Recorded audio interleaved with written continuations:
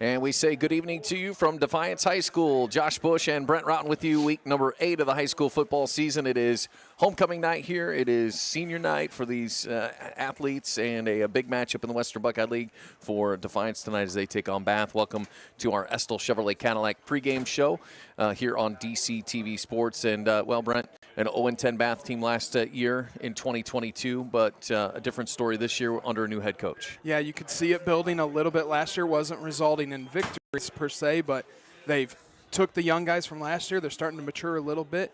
4-3 start. They've hung in some of the games they've lost, and they've played a tough WBL schedule so far and have really seemed to hold their own. Well, Defiance is going to have to rebound from their second 1-point loss of the season. Yeah. Those are tough to swallow. A 1-point loss to do it twice in one season to two league teams is a big one. Yeah, 2 losses by a combined total of 2 points. I mean, you look at those games and think those are games we're going to win. We have a really good shot to win. We're hanging in them late. Little things happen at the end of each game and just kind of lead to where you drop them, you learn from them, you move on. Sure. And again, going in this week against Bath, they're going to try to rebound and get back in the winning column. It's week number 8, Bath and Defiance. When our Estill Chevrolet Cadillac pregame show rolls on, we're going to start to break down these two teams. We'll talk to the coaches, Travis Cooper at Defiance, Frank Russell at Bath. More to come on our Estill Chevrolet Cadillac pregame show here on DC TV Sports.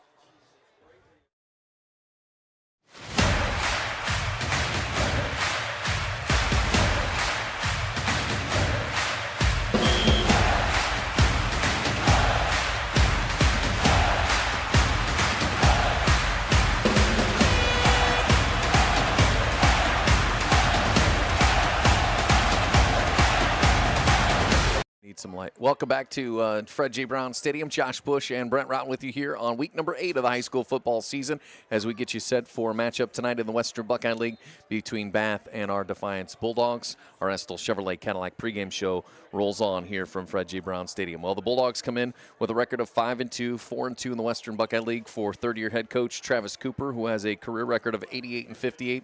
He's 15-14 here at Defiance. And Brent, we mentioned it a little bit in the pregame already.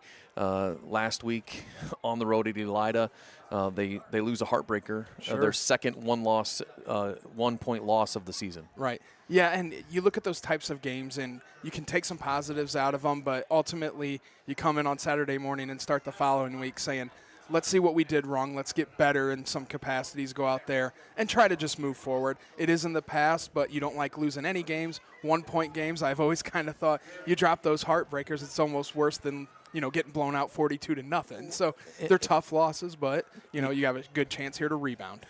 For Defiance, too, they give up a touchdown with 13 seconds to go, and kind of the same thing. It was more of a shootout against Van Wert earlier in the season, but, just not able to make that stop at the end of the game. They had an opportunity, really, to stop Elida, and take that home, that victory. But, they just could not keep them out of the end zone there at the end of the game. Yeah, and that's, the defense has played great so far this year in almost any capacity. Again, played good last Friday night. Just when it came down to that one big stop, you kind of lean on your leaders on the defensive side, and nobody's to blame necessarily as a one person for that. But as a unit, they didn't make the play at the end of the game. You move on from it, you learn from it, and you come in this week and you look to get in that winning column again. Well, one of the biggest things is that a lot of defense. My dad even said this. He goes, they were they were the number 1 ranked defense going in last week. Defense. They bent a little bit, but my dad went to the game. He does. You know my dad. But he said once they got inside the 20, the 15-10, that was one of the toughest defenses he has seen. And one of those big pieces there, as you know, Defiance has struggled with that kicking game, or should I say lack thereof. Right. 3 touchdowns last Friday night, 3 failed 2-point conversions. And it's huge. It's an element of the game you kind of throw by the wayside at times, looking at special teams, especially the extra point game, and say, if we can get a 2-point conversion twice a game, we kind of outdo kicking those extra points anyway. But the negative to that is when you don't convert any of them, you're falling a point short in a close game. I had an opportunity earlier this week to talk to Defiance head coach Travis Cooper. We recapped last Friday night's loss to Elida, got you set for tonight's matchup against Bath as I sat down and went one-on-one with Defiance head coach Travis Cooper. Looking back last Friday night, another tough loss. Talk about what you saw on the field last Friday at Elida. Yeah, a lot of regret, missed opportunities. We have 2 losses by a total of 2 points. And so, just missed opportunities is really the name of the game, and both offensively and defensively. Offensively, plenty of yardage and control in the game, but just not finishing drives. And 3 instances in the red zone of the first half and come away with no points in those are going to come back to bite you. And then defensively, we play a really pretty solid game. And in the second half, a coverage breakdown that led to a wide open long touchdown. And then a couple plays on that last drive, the game-winning drive that they had to drive 85 yards in about 2.5 minutes. A fourth down play where, they make a play and we don't make a play on a pass down the field, and then missed opportunity a play or two before the game-winning score on the goal line where we had an interception in our hands that we drop.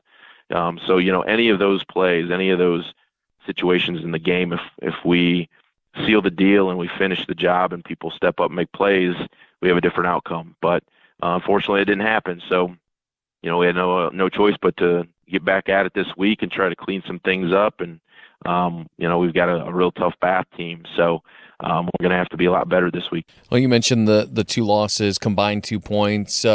Mentally, have you seen anything that worries you there? Yeah, it's tough. No, not really. We challenge.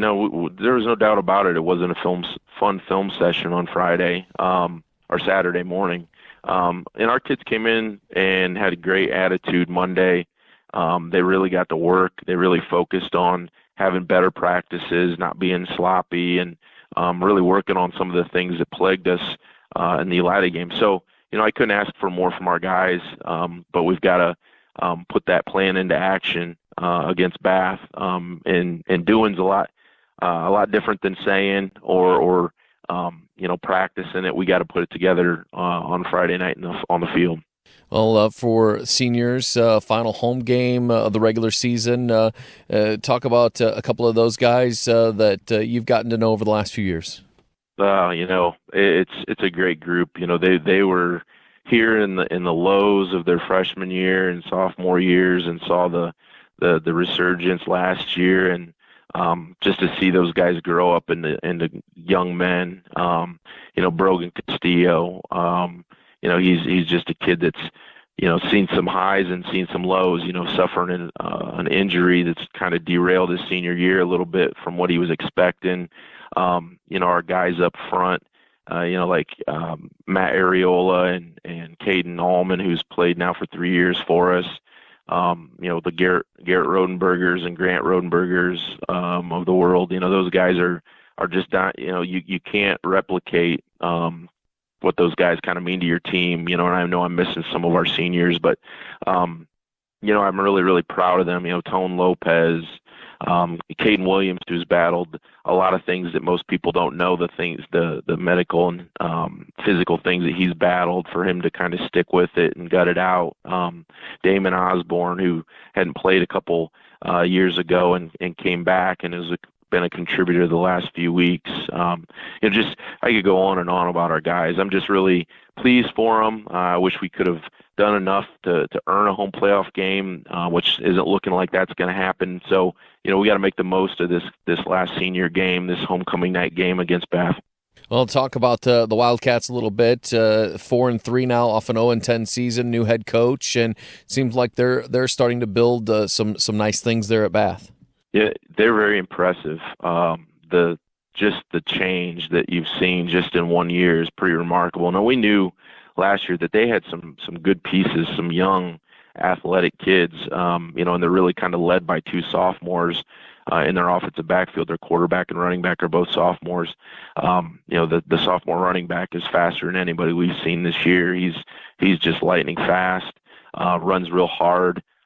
Quarterback does a nice job of throwing the ball down the field. He's got big, tall, athletic receivers to throw to, and he's got monsters on the O-line. And then defensively, again, big size up front, very athletic and talented secondary, and then linebackers who those D-line keep offensive linemen off of that just kind of clean things up. So a really, really solid team. They were kind of a surprise to a lot of people. I think coming into the year, after the 0-10 season, but they had the pieces, and you can tell that their coaching staff has really kind of got those guys buying into their system, and they run on a no huddle tempo kind of offense. And the kids, you can see, have really bought into that scheme, and it's paying dividends for them. Well, Coach, I appreciate you taking a few minutes to chat with us. Best of luck against Bath. All right, thanks, Josh. And welcome back to Fred J. Brown Stadium as we hear the comments there of Defiance head coach Travis Cooper. And Brent, as you can tell, tough loss last week, but refocused a little bit. It was this group coming in, and he thought, when I talked to him yesterday, really solid week so far of practice. And sometimes you need that gut check a little bit and say, hey, let's get things back on track. Yeah, you definitely do, and there's nothing better for a coach, and it shows a little bit of the maturity of the team, and as they're starting to grow into being a very rock-solid unit of, you can bounce back from that win and immediately go in and start off with a good week in practice. They're not laying down in that defeat. They're coming back and trying to build toward this week, focusing very hard on what they have in front of them with Lima Bath, and from there, you like what Coach sees, and when he likes what he sees, we kind of get a positive feel from that. So all in all, feeling pretty good. It's a big night with homecoming. It's a big night for the seniors, and what would be better than a Bulldog victory? Yeah, homecoming festivities happening down on the track right now in the pregame. So let's take a time out here on our Estill Chevrolet Cadillac pregame show. When we come back, we'll talk about the Bath Wildcats. That's next here on DCTV Sports.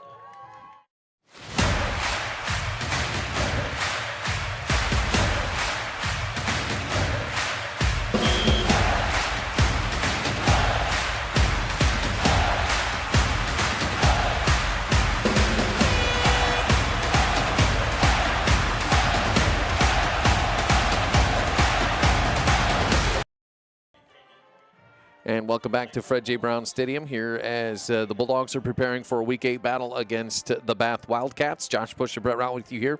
Our Estill Chevrolet Cadillac pregame show rolls on.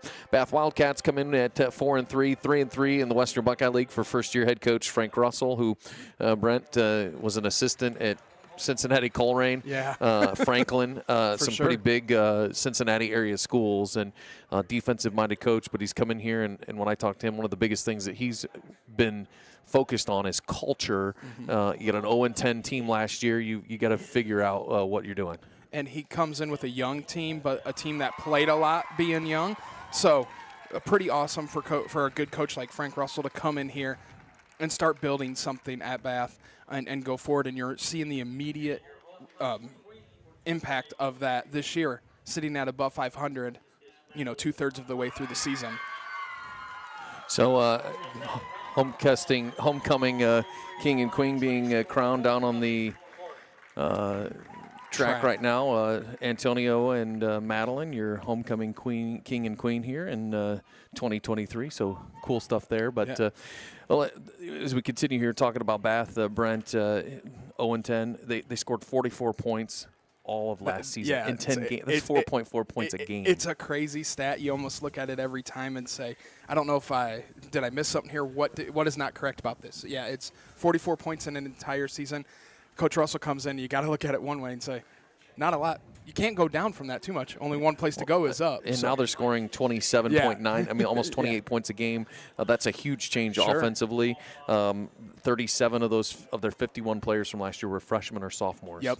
So you're getting reps on Friday night, and this is still a young team. If you look at the starting lineups, you got some seniors and juniors out there.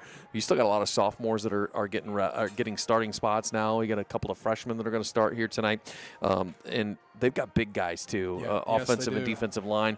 Let's mind you that don't go both ways. It's 9 fresh guys. Yep. When you look at it between the two.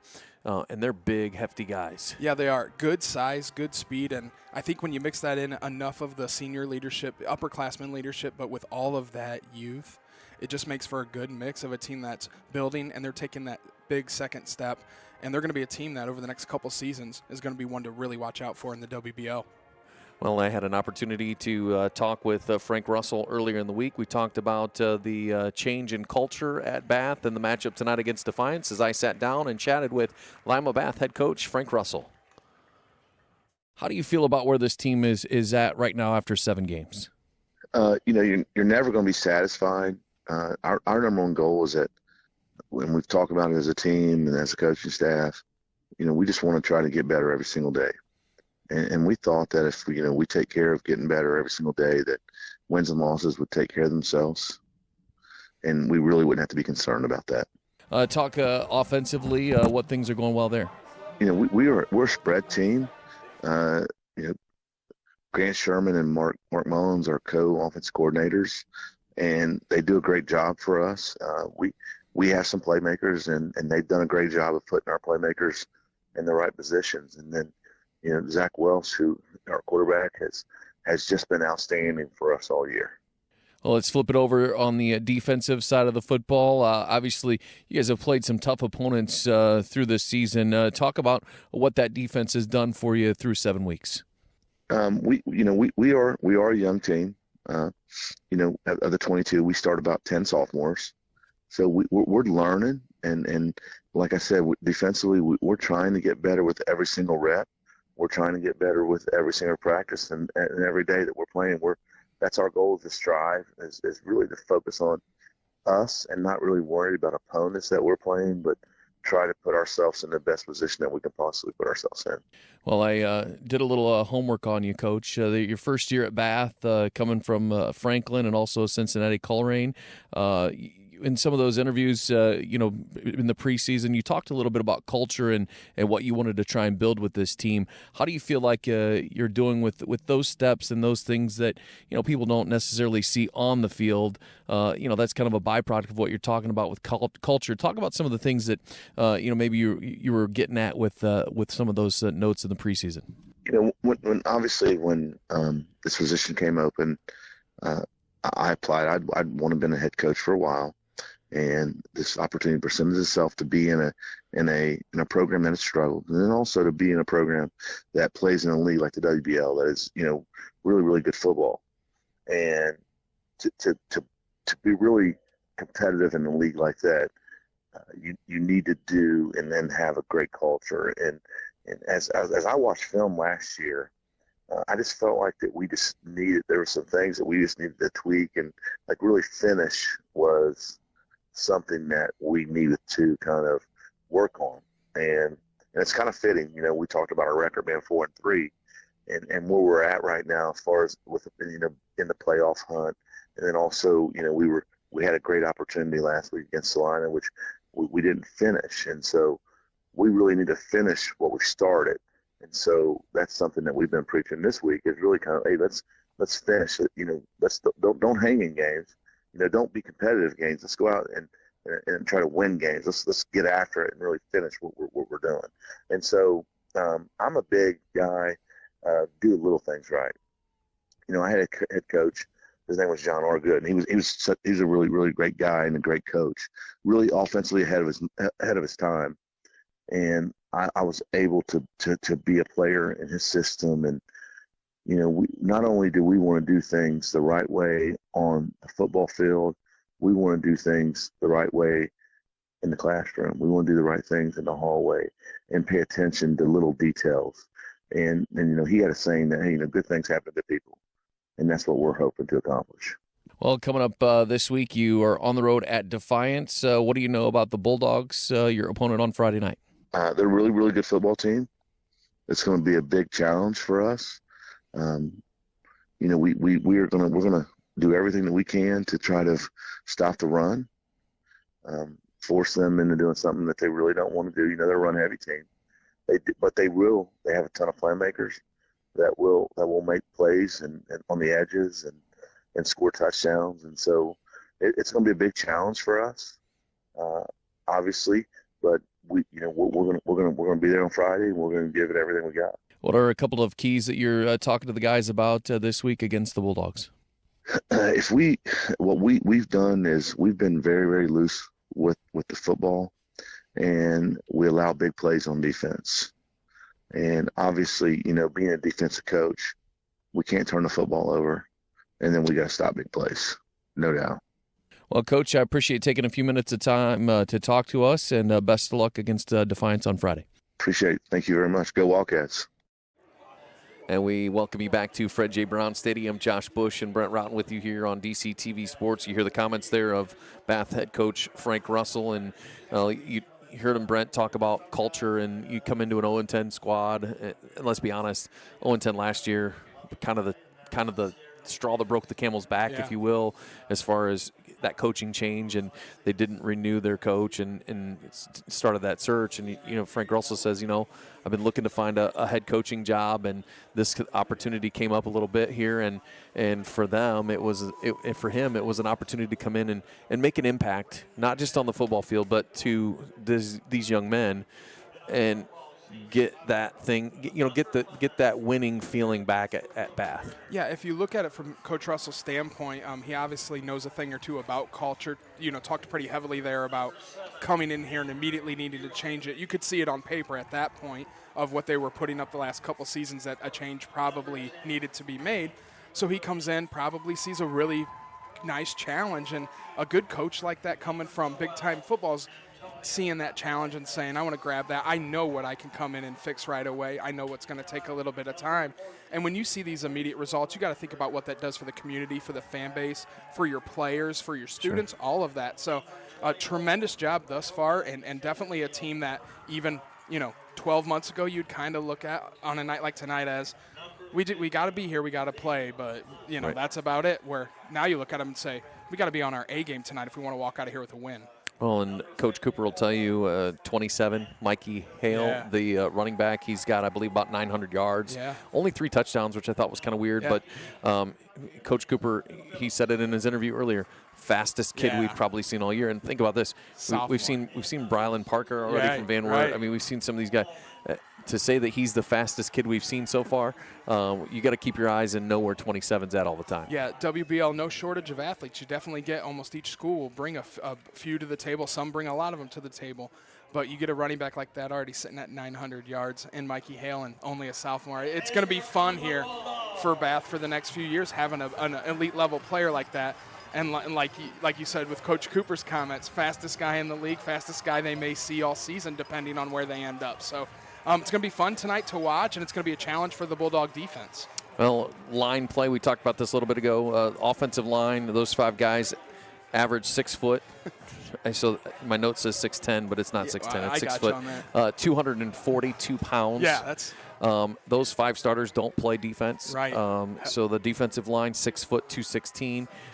Very, very strong and athletic. And the number one thing is, they're going to get rest because they're not out there. I mean, your O-line's not out there playing D-line. And D-line's not playing O-line. That is a huge advantage that you just don't see even at this level occur a whole lot with, two-way players. Oftentimes you'll see maybe 1 or 2 guys that don't play both ways. Here you only see, you see fresh side, each side, and that's great for them. You get into the fourth quarter, and you got a tight game. You're not running into being as tired as maybe your opponent is. It gives you that little bit of an edge, and when you hang around in a close game, that might be exactly what you need to close out a win. Well, they also being honored tonight here down on the track right now, Greg Campy, who's the head basketball coach at Oakland University, spent some time here at Defiance, a lot of time here at Defiance, but being honored and he's right down on the track here at the 50-yard line for those folks that are out here tonight. But Greg Campy, now the longest tenured Division I men's basketball coach in NCAA, number 1. Number 2, he's being inducted tonight into the National High School Athlete Hall of Fame, I believe is what it's called. Yeah. And you're talking about Archie Griffin, the Manning brothers. I mean, this first class is unbelievable. Yeah. And Greg Campy from Defiance, Ohio, is included in that group. Yeah, being recognized tonight, obviously, for what he did in high school and being at that elite level. And Coach Campy went on to play 2 sports at Bowling Green, and obviously he's been a great basketball coach as an assistant at University of Toledo, and then up in Oakland now for, I think, 33 years or something along those lines. A long time. That's amazing. You usually take those jobs to get fired, and he's proven to be the exact anomaly of the coaching world. So awesome to see. Oftentimes maybe gets a little bit lost in the shuffle of Defiance, great athletes. But tradition. But tradition is right there. And, to have him back here tonight and being inducted into such a just established class of world-class athletes is pretty awesome for himself as well as the community. Well, and I'll talk to Jerry Beauty coming up at halftime tonight. We talk about this tonight and some of that tradition. So stick around for that coming up at halftime. Our Estill Chevrolet Cadillac pregame show. Estill Chevrolet Cadillac, North Clinton Street in Defiance. Make sure you stop out and get a Bob Estill deal, because nobody beats a Bob Estill deal. You've got Bob's word on it. We're going to take our final time out here on our pregame show. When we come back, national anthem, starting lineups, opening kickoff. It's all to come next here on DC TV Sports.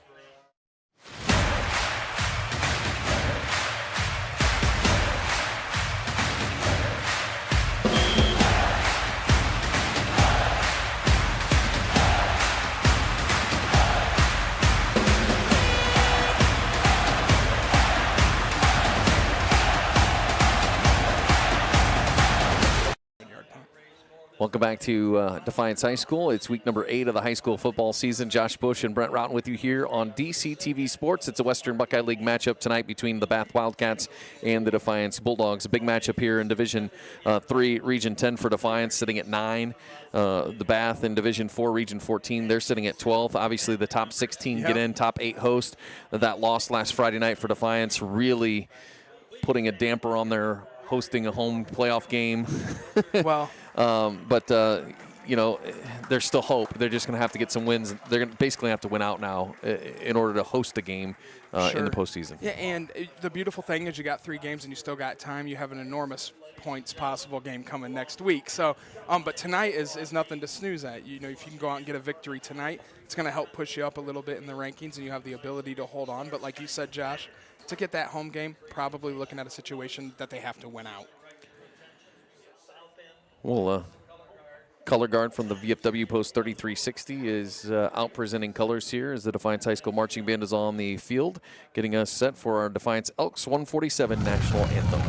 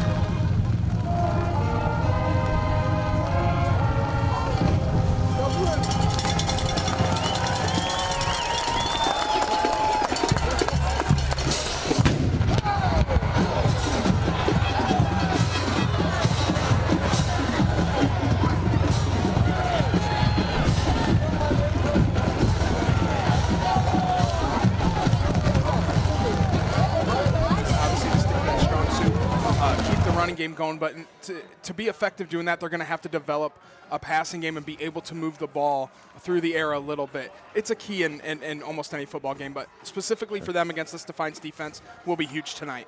And for Defiance, it's maybe the easiest one we'll ever have. Rebound off last game. Take that little bit of that defeat that you still hold on to, use it tonight to get a little extra, get behind there, do some hard hitting, get a little extra speed, run them down, play some football.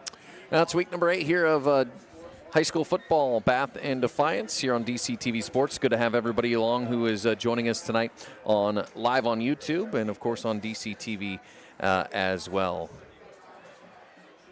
Get our opening kickoff. Looks like Defiance will be kicking this one away here tonight. So Bath will start the night with the first offensive possession of the night here tonight. So we're about to get underway. A little rain in the forecast. Yeah. Good to be inside up here. That's exactly what I'm thinking. Never an issue with us up here. So it might be bad for, the guys out there on the field, but they like that stuff. Playing football in rain, sure. No problem with that. Just makes the game a little more fun. So it looks like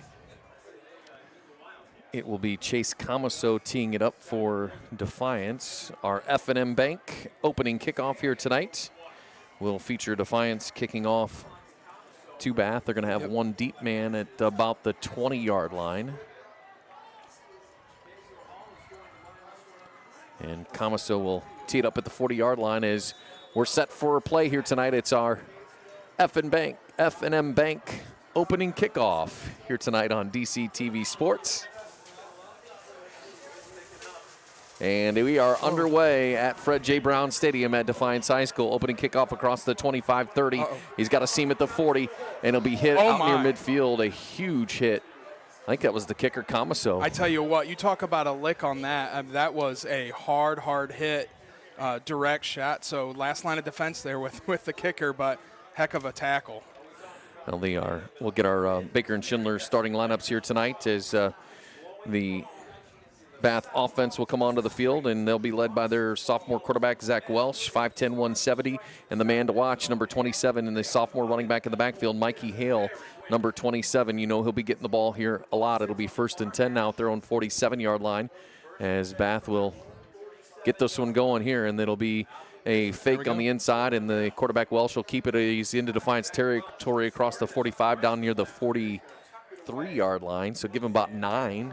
Oh, I'm sorry, give him 11. Yeah, enough for a first down. Nice tackle there. A couple guys for Defiance, but Antonio Lopez, hard hit right on the quarterback there. Thought maybe he would look to slide for a moment there, but definitely not what the quarterback was looking to do. He was looking to get after a hit, and he sure took one. So first play, first down, empty backfield. Now 5 receivers set for Bath. And they'll just run a quick bubble screen. That's Mikey Hale with it. He's still moving on his feet across the 35 down near the 30-yard line, and I think that's going to be a first down as well. And 2 quick plays, quarterback keeper, a designed quarterback keeper, pass play, finding alternate ways. You're seeing Hale not line up at all in the backfield here on the last 2 plays. So tempo here for Bath on this first drive. First down and 10 now at the 30-yard line. He's got 4 receivers on this near side, and a design run for Welsh. He'll go right up the middle, and he'll be swarmed under by the Defiance defense that time. Like Eli Howerton coming off that one. Joey Robinson in there for the Bulldogs as well. But inside the 25 to the 24-yard line, give him 6 on first down and a 2nd and 4. And again, they're quickly to the line here as Hale will be in the backfield behind Welsh this time, looking to throw. He'll have a receiver caught across the 20 at the 17. Trying to see who hauled that one in. Kane Sullivan. What is it? Kane Sullivan. Kane Sullivan with the reception. And they've got you've seen a little bit of an offense here we didn't exactly expect. So you always get those fun first 10 scripted plays, and you're definitely seeing Bath come out here with a nice plan. Inside the Stanbrook Jewelers red zone for the first time tonight. That pass in and out of the hands of the first receiver and hauled in on that far sideline. Kane Sullivan with it. Brent, that was not the intended receiver. No, that definitely wasn't. You saw a tipped ball there, and it almost, as the ball popped live, it almost fell right into the hands of Kane Sullivan. Grabs his 2nd catch of the night, and wasn't intended for him. Able to wrap it up and continue on with the play. Well, gains just maybe a yard or 2 down to the 17. Again, inside our Stanball Jewelers red zone. Hale with his first carry of the night. It'll be right up the gut, down in towards the 10, maybe 9-yard line. Not going to have enough for a first down, and we stop short. Abel Rubio in the middle of that Defiance defense. And Coach Cooper talked about the tempo that we'd see out of this Bath offense. This is new for them as well this year. Yeah, definitely. They're definitely moving at a quick pace. You're seeing a team, the targets on the defense are, let's watch the quarterback moving with his legs, let's watch the running back. They've mixed in that throw, and it's led them right down the field. 9.5 and rolling here, opening quarter. Bath on their first offensive position. Welsh back to pass, and he'll have to tuck it under and run. He'll get inside the 5 at about the 3-yard line. It's going to be enough for a Bath first down. Give him 6 yards on the carry, and Zach Welsh, you can see, Brent, he's got a bunch of touchdowns. Yeah, he does. He's the big quarterback. He's almost the goal line back in this offense.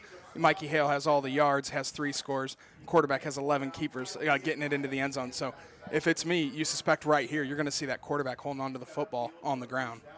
He'll go under center here. Big package with a T formation, 3 backs behind him. It'll be the third man through. It'll be Mikey Hale with it, and he'll go into the end zone for a touchdown. And, well, just like that, a 3-yard touchdown run, and the Bath offense strikes first here. Brent marched straight down the field. Yeah, a lot of game left here is what we're saying up here and on the sideline. So first possession of the game, Lima Bath, 0 problems getting the ball down the field. Ran up and down the field, had a little bit of luck with the tipped ball there, but, giving it to the big back, to Mikey Hale to punch it in. Empties out a nice drive. Left-footed Jacob Lepler on for the point after, and it'll be right down Broadway, and the point after is good. So Bath takes the first strike of the night here tonight on a 3-yard touchdown run by Mikey Hill. 7-0 Bath over Defiance. 8:52 to go in our first quarter. We're back after this on DCTV Sports.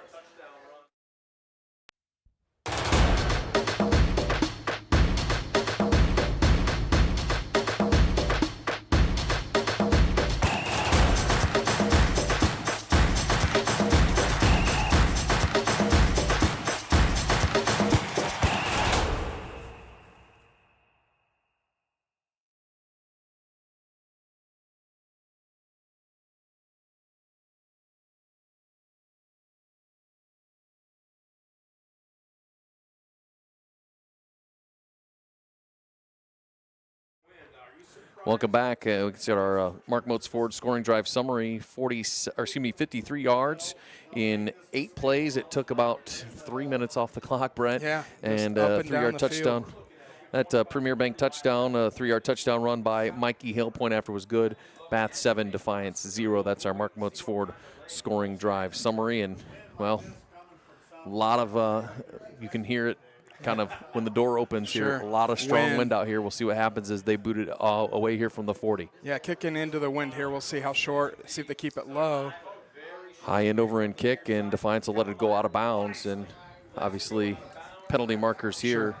Now, this would be interesting. You can take you could take the spot or make them kick it again. Part of me says, make them kick it again with the spot, with the wind, and then pushing them back on the field. You could set yourself up in position to get a ball with a little bit of a return and get it beyond midfield. But we'll see. So we'll get our first look at the Defiance offense here tonight as the ball will be spotted down at the 35-yard line. They'll just take the spot here. So our Baker Schindler starting lineups here tonight for Defiance as they're led by junior quarterback Brett Zipfel. Brogan Castillo back in the football game, come back last week. We'll see how much of an impact he can make here tonight. First down throw to the near sideline. It's complete to Wilder across the 40, and he'll be ripped down. Almost looked like a horse collar or maybe even a face mask on this near sideline, Brent. And he definitely wrapped the shoulder pad. Don't think he got it quite around the back, but I thought possible face mask. At this angle, we couldn't see that side of the face. So 9 yards on the completion on first down to Anthony Wilder, and nice chunk play there for Bulldogs on first down. You get a chance with the wind behind your back. This is where you're going to have to take advantage of using that a little bit to pass the ball down the field. You're going to run into issues going the other way for sure. Wilder on the jet sweep. He'll have the first down across the 45 and brought down at about the 47-yard line, so give him 3 yards and a Defiance first down. It's their first down of the game. Bath registered 4 on their first drive of the football game. Yeah, and right away, Anthony Wilder, 2 touches quick, so obviously a focal point for Defiance here on offense to get him the ball and try to move it down the field. Looking at our starting lineups, our Baker Schindler starting lineups for Bath, that leading tackler in the linebacker core, Carson Kennard, the sophomore, leads this team with tackles. He's the spotlight of this defense.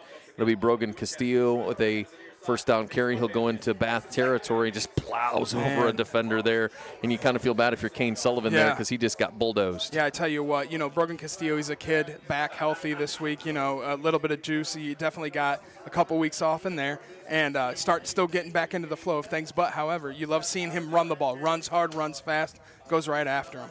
7 yards on first down, 2nd and 3. Castillo in the backfield again with Brett Zipfel, and they'll toss it over to the left side, and he'll make the first man miss, lowers the shoulder, goes ahead. He's going to be close to a first down. It looks like he's going to have it. So all the way down to the 41. So give him 5, needed 3, got 5. Yeah, and Brogan Castillo, just a tough back, got right there to the sidelines, knew exactly where he needed to be to get to the sticks, got right to the point, dove a little bit forward to make sure he had enough there, got the first down. Defiance not running into too many issues thus far on offense. So 2 minutes and rolling on this drive here for Defiance. 2 backs in the backfield now for Zipfel. They'll have 1st and 10 at the Bath 41-yard line. Rodenberger in motion. And they'll give it to the second man through. This is Abel Rubio. Oh, check that. That's Wilder. He's going to go all the way down, but there's a penalty marker back here. This one's coming back. If it stands, it's a 41-yard touchdown by Anthony Wilder. Faked me out, that's for sure. But yeah, I mean, definitely going against Defiance here. That flag was thrown right away. You could see the hole open up. I don't know what they're going to call here. This may not be a hold. It may be block in the back. I'm not 100% chop sure. block, Chop, perhaps? maybe. Yeah. I mean, the flag immediately came out as soon as the ball came in. Yeah. So let's see what the call. It's going to be. So they're Yep, we're going to chop block against Defiance here. So wipe off the touchdown run. And a 41-yard touchdown run erased. And you look at that. And you back them up 10 yards to the 49. 51-yard shift right there, going back 10, not getting the 41. Nothing you can't rebound from. You know, still got 1st down, you got 20 yards. Sticking with the running game so far has been pretty good. So we'll see what they continue to do here. Well, sorry that. So a 15-yard penalty. All right, so 1st down and 25 now. Wow. Now at the 45-yard line, and they'll give it to Castillo up the gut on 1st down. He's into Bath territory at the 40, there he goes. 35-30, and he'll be chopped down at the 25-yard line. And Brent, 1st down and 10, 1st down and 20, didn't matter. Brogan Castillo. And you're able to see this early on. Lima Bath having some issues definitely with the run. If they get through the first tackler, which they've had an opportunity to do on the last 2 plays, one of them coming back, they've got space to run. And if that continues, if that isn't tightened up, we'll be able to move the ball on the ground all night. 32 yards on that carry for Brogan Castillo, down to the 23-yard line, and a 1st down for Defiance. And they'll do a little misdirection. It'll be Wilder with it. Second man through. It'll be sniffed out by the Bath defense extremely well there. And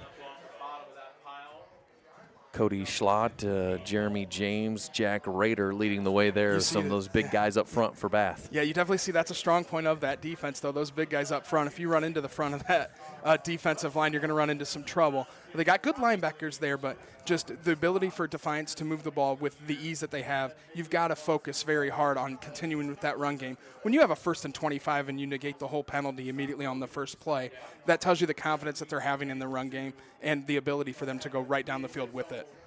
Under 6 minutes to go, opening quarter here. Castillo in the backfield on 2nd and 10 at the 23, and Zipfel's looking to throw. He's on all kinds of trouble, and he just kind of dumps that one away, looking for Wilder. And we'll say a smart play there by Brett Ziffel. Didn't take the sack.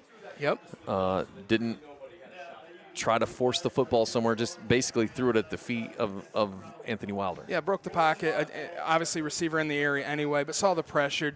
Waited just long enough that he could still get rid of the football, threw it right at the feet of the receiver, lived to play another down. You know, that's a veteran play that maybe even a year ago we weren't necessarily seeing, but it's been pretty consistent all year this year. So 3rd down and 10 now at the Bath 23-yard line, trailing 7-0. Of 3 receivers to his right, and Rodenberger the single receiver to his left, and he'll go across the middle. It'll be in and out of the hands. Looked like he was looking for Brady Borton. He would have been close to a 1st down, but that'll fall incomplete. Yeah, slant route there, had a little bit of space, ball just hit the inside Almost of the looked forearm. Like it looked like his forearm. Yeah. And lucky for Defiance, it kind of fell in between 3 defenders that were back in that area. Those can pop up and end up in other people, in the defender's hands very easily. Definitely a spot here where you're going to go for it, obviously, as you're seeing. So, So they go for it here on 4th down and 10. Emptying it out is something where you may see a similar type play here if they're able to get some space. Ziffel has nobody in the backfield with him. He's looking to throw. He'll go across the middle. He's looking for the seam, and it looked like a little contact there. Yep, definitely, but no flag. He was looking for Jordan Wright on that right seam, and it'll fall incomplete, and a turnover on downs as the Defiance offense not able to convert there, Brett. They chunked 3.5 minutes off the clock here, but they come away empty-handed here as they'll turn it over to Bath at their own 23. Completed the first pass of the game for Brez to Anthony Wilder. Since then, they were able to move the ball on the ground, not able to connect on any more passes. Things you'll work on, but at the same time, you were able to at least flip the field down there a little bit, pin them deep. Now it's time for your defense to come back out here strong. So first down run, it'll be Hale for Bath across the 30 out near the 35-yard line. And Tremendous not only run. is he quick, but he's a strong runner as well. Abel Rubio finally bringing him down. He'll have enough for a first down. Definitely able to keep the legs moving there, and it was running right towards the sticks. Got about 8-9 yards before contact, able to push it forth to get the first down.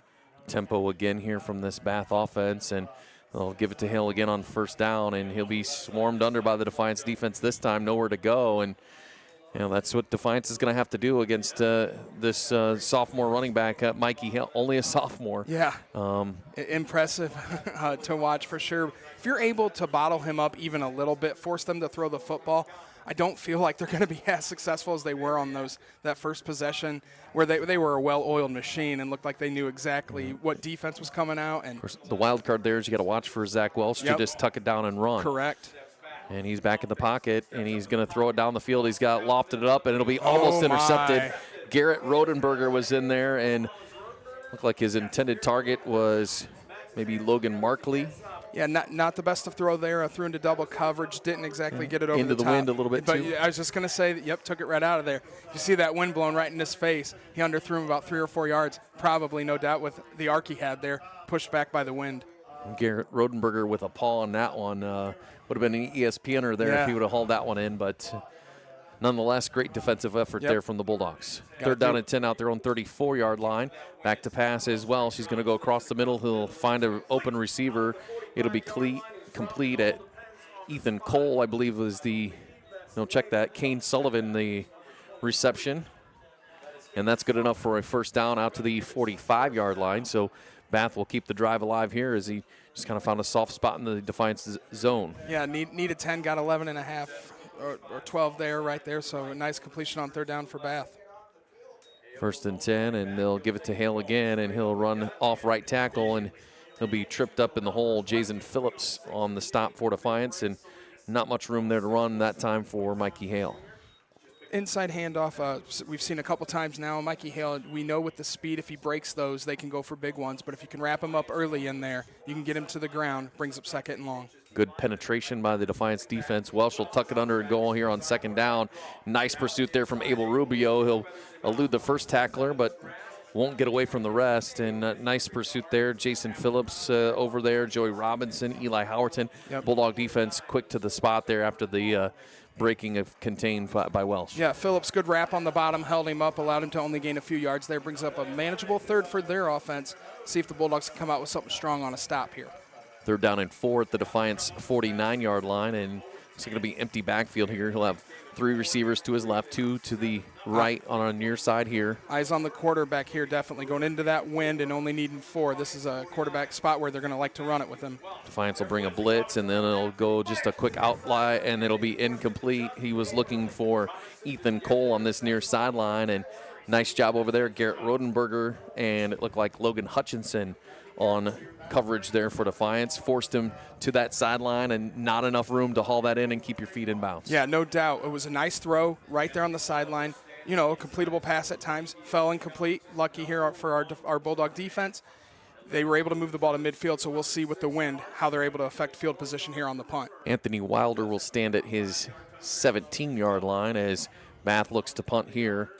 And it will be a high, wobbly kick fielded by Wilder at the 20, and he'll be hit immediately. Kind of thought he might have called for a fair catch there, but great gunner coverage there, getting down the field. Great tackle. So a punt there for Defiance's defense, and Brett Zipfel and the offense will come out here, held him to just 8 plays there, and their second drive of the game.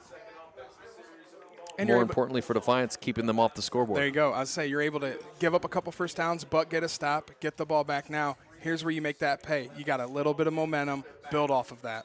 First down, they'll give it to Castillo running left side, and he'll be chopped down across the 23, maybe 24-yard line. And shooting in there was Carson Kennard, the sophomore linebacker who leads the Bath defense. Coming in, he had 59 tackles, and that's a strong young man out there in the back in the linebacker core for Bath. Yeah, there's no doubt. Linebacker that he's constantly around the football. He's only a sophomore, by the way. Yeah, and that you look down their roster and you see a ton of that. It's a little bit scary for the WBL for the next few years. This team is definitely young and definitely talented. 2.5 and rolling opening quarter. Wilder in motion. They'll give it up the gut, and it's Castillo across the 30, 35. He's got room at the 40, into the Bath territory at the 45, and it'll be finally pushed out of bounds. And, wow, what a beautiful run there by Brogan Castillo. Let's see where they mark it down. He's going to have 35 yards. Yep. And a nice job there by Brogan Castillo. Find a gap and then turn on the jets a little bit and kind of muscled his way. Brogan Castillo, if you love good hard-nosed football, you love watching him run the football. Doesn't look like the fastest guy out there, but he knows exactly the spot to get to. And, man, does he get chunk yardage. 83 rushing yards already, quarter number 1. 2 minutes in rolling first quarter, and they'll hand it off this time. Looks like Rubio out of the backfield, and he'll be chopped down across the 35 and about the 33-yard line. And there's that difference, too. You give Brogan Castillo a little bit of a break there. You get Abel Rubio back there, Brent, and different rushing style, but, boy, he can churn off yards in a hurry. Yeah, and Abel Rubio getting some primary back there, carries for a couple weeks. That only helps you here in terms of getting more touches, more hits. You change right into Abel Rubio, you don't miss a beat. Rubio stays in the backfield, and he'll take it right off of right tackle. He's pushing the pile forward. Going to be enough for a first down inside the 30 to the 29-yard line. And he says, Brogan Castillo, you're not the only guy that can lower his shoulder and move the pile forward. Needed 2, got 4. Now coming out there, did exactly what he wanted, giving Brogan a little bit of a break. 2 carries, 9 yards, move the chains. So a first down and 10 out the Bath 29-yard line, and final minute of our opening quarter here on week number 8. Josh Bush, Brent Routon with you here from Fred J. Brown Stadium. Another Friday at the Fred here. Friday at the DC Fred. TV Sports. No doubt. 6 seconds. Wilder in motion near the far And they'll give it to Brogan Castillo. He's going to bounce it out to the left. He goes across the 25 and takes a couple of Bath defenders to wrap him up and push him out of bounds inside. See where they're going to mark it. They're going to say 21-yard line. I thought maybe he was inside the 20, but 21 yards. So give him 8 on first down. And, Brent, anytime you're getting 6, 7, 8 yards a down. And a couple runs of over 30 yards. Brogan Castillo standing at 91 yards. We're still hanging out here in the first quarter. Castillo will fake it to him that time. Ziff will have it, and he'll be wrapped up and dropped for a loss back to the 25-yard line. Nice heads-up play there by the Bath defense. And that was Liam Sullivan getting in there for Bath, and just nowhere for Brez Zipfel to go that time. No, good read by the defense there, taking the option away, running up on that side that the carry was going, and able to stuff him for a loss of, it looks like, about 4. So they don't have to run another play here in the opening quarter. Let's see what they elect. It kind of looks like they're going to just let this final 10 seconds spin off, and that's what it's going to be. So we've come to the end of our first quarter. Bath leads it here tonight on that opening drive. They go down the field and score. It's Bath 7, Defiance 0. We're back with more after this on DC TV Sports.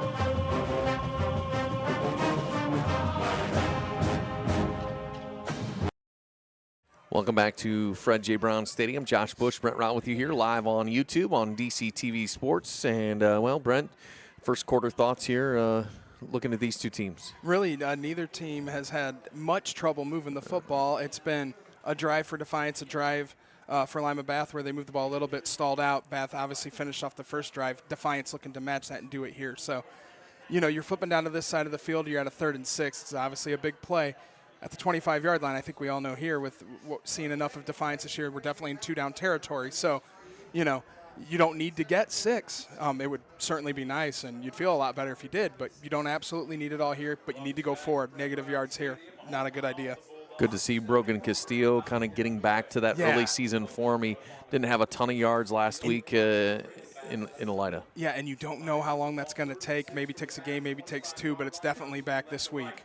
Wilder on the jet sweep, and Bath, it's like they knew it was coming there. And credit there, Vinny Vendetta, a junior corner for Bath, will jump in there, and they're going to push him back. It lost about a yard, and that was played perfectly by that Bath defense. It seemed like they knew what was coming there. Yeah, definitely do, and we like to use those jet sweeps there a lot of times to get 3 or 4 yards, but give you a little bit of a different look. We know Anthony Wilder, if he hits the hole, he can break it at any time.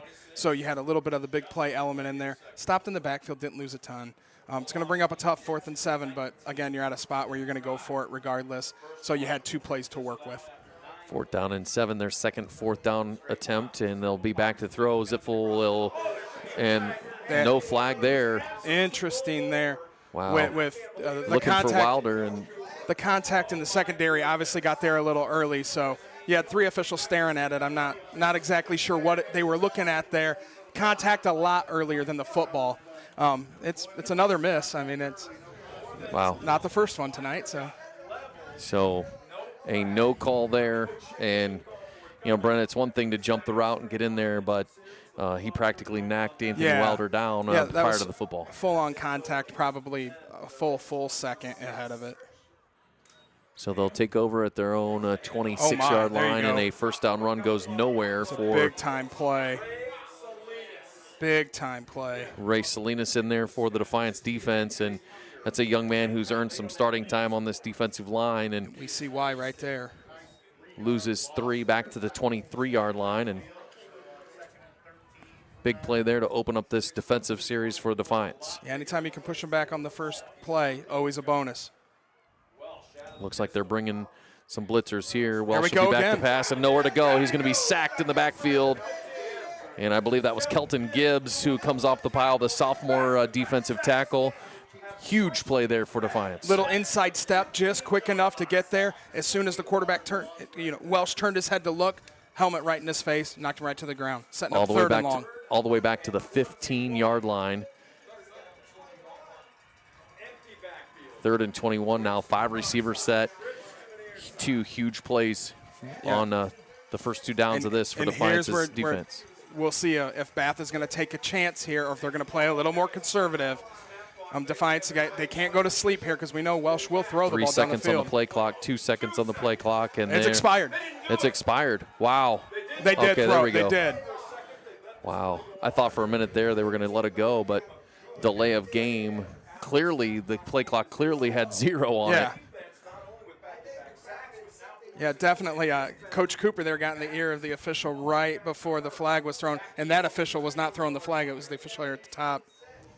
I believe that would be the back judge, Brent. The back judge, who tends to get hit more than any other official. So now 3rd and 26 back at the 10-yard line, and a 5-receiver set for Bath. Just three rushers for Defiance. He'll go down the middle, and it'll be up and in and out of the hands. How about this? Beautiful defensive play there. Antonio Lopez, he was looking for Ethan Cole. Big time play, number 12. We know number 12s and how they come up in big spots and make big plays. So this will force a Bath punt from their own 10-yard line. Now they do have the wind at their back, so that'll help a little bit. But we got to go he's after going to be this standing. Going to be standing in his about the middle of the end zone here, 5 yards deep in the end zone. Definitely potential to get this one if you can go after it. And a high snap, and it's almost blocked.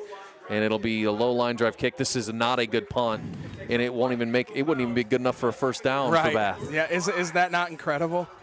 You're starting inside the 40, you'll take that anytime. Actually, inside the 35, you'll take that every time. So Defiance will have incredible field position here. 9:25 to go, second quarter. Josh Bush, Brent Routon with you here from Defiance High School. Another Friday at the Fred.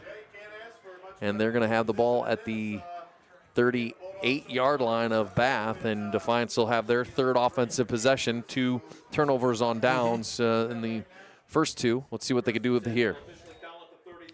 I'll give it a little toss and in and around to Wilder. He'll be wrapped up and thrown down inside the 30 at the 29-yard line. So a nice first down gain there, Anthony Wilder. And these Bath guys tackle high. They do. They do. I tell you, they live right in that zone of you can get that horse collar or even get your arm up near the face mask. But so far, so good. This one on that side of the field didn't have quite a good look, but looked like he was safe right at the chest. Pretty close. Pretty close. Again. Yep. Under 9 to go, second quarter. It's a second down and 6. It'll be Castillo in the backfield. They'll give it to him. Inside run. He'll have the first down and more.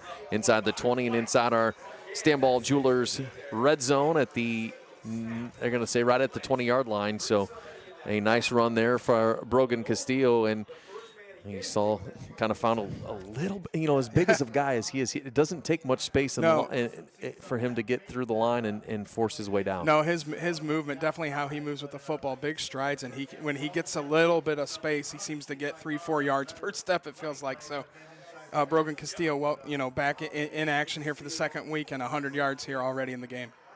Inside the Stanball Jewelers red zone, right at the 20-yard line. It'll be Castillo again with it. Right side, he'll lower the shoulder and just go forward down near the 15-yard line and give him 6 yards to the 14-yard line. So nice first down run there for Brogan Castillo. And definitely for the Bulldogs have been sticking pretty hard to that run. That's obviously the bread and butter right now, especially against this defense. If you can get through that front four there, that's the spot you can't run. They're sizable there. They're quick. That is correct. If you can get through that, you can definitely get some yard. And Castillo will have it again. He's going to be hitting the backfield and drop this time. And you can go to the well one too many times there. And nice defensive play there. Liam Sullivan, the sophomore for Bath. And it'll be a loss back to the 18. They'll give him progress to the 18. So a loss of 4 for Brogan Castillo. And brings up a third down now and 8.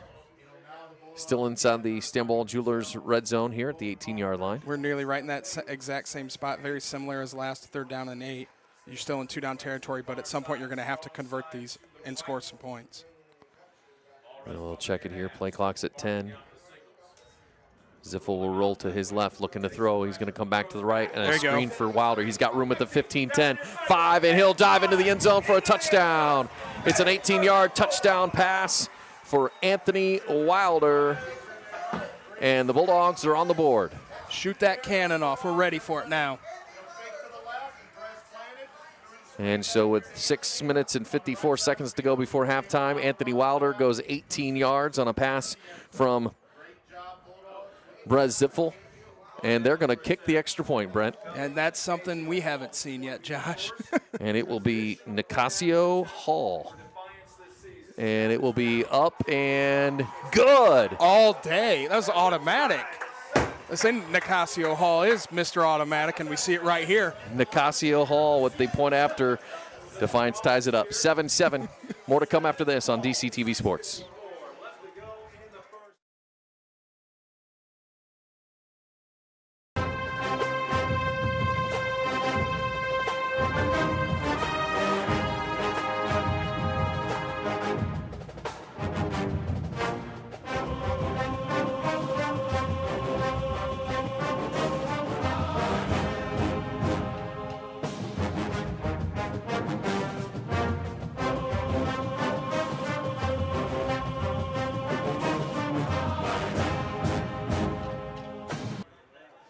Welcome back to Defiance High School. Josh Bush and Brent Round with you. Let's get our Mark Moats Ford scoring drive summary. It was a drive that started at the 38-yard line, so 38 yards, and it goes 5 plays. Took about 2.5 minutes off the clock, and it's an Anthony Wilder 18-yard touchdown pass from Brez Ziffel. The point after was good, and Defiance ties it at 7. Our Mark Moats Ford scoring drive summary. Low end-over-end kick on the ensuing kickoff will be fielded inside the 30, and a big open field tackle there for Defiance. Kelton Gibbs, who had that big sack a little bit ago. Nice open field tackle on the return. Yeah, no doubt. Good coverage there, getting down the field, wrapping the ball carrier up, and he tried to sneak out of it, holding him in there, keeping him on that side of the 30. So they'll start at their own 29-yard line, first down and 10 for the Bath Wildcats. 7 minutes to go before halftime. First down and 10, 5 receivers set. Welsh back to pass, looking nowhere to go. He'll just tuck it down and go across the 35, still on his feet out near the 40, 45, and he will fall forward all the way out to the 46, 47-yard line. A huge run there by Zach Welsh, and, well, Brent, you can see why he's chunked up those yards on the ground and through the air. I tell you what, you see a quarterback like that, he's a big boy, but you see a lot of quarterbacks try to avoid getting hit. He's the exact opposite of that. It's impressive to watch. Loves to go after getting hit, and allows him to get extra yards every time. So first down and 10 now out at the 46-yard line. They'll stay empty. 5 receivers set. And just as I say that, they'll shift Mikey Hale back in the backfield in a pistol form. And it will be a inside give to Hale, and he's got room to go across the 50, 45. It'll be hit and dropped by Garrett Rodenberger at about the Defiance 46-yard line. It's going to be short of the first down, so give him 8. And able to curtail Hale so far, but you can definitely see the speed. You can definitely see the ability to get to the outside and make big plays. Well, Defiance's defense kind of on their heels here. This tempo of Bath is just, it's not as fast as Van Wert, but it's pretty close. Fresh. And Welsh back to pass. He'll be pressured. He's going to throw down the middle of the field, and he'll overthrow his intended receiver. Looked like he was looking for Skylar Lamont, and it'll be incomplete. Nice it's little, his favorite target. Yeah, no doubt. Nice little hit on the quarterback there, too. Nothing late, nothing illegal about it, but when you're able to get a little bit of contact on the quarterback there, it never hurts. So it'll be 3rd down and 2 now at the 46-yard line.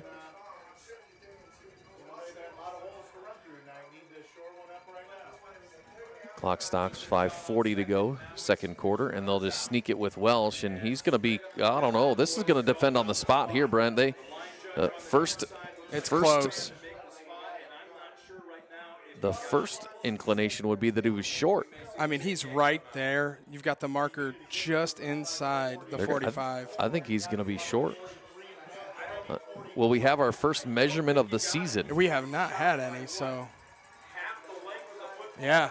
And they're going to say it's 4th down, so needed about 2, got 1.5, and it'll be 4th down and inches.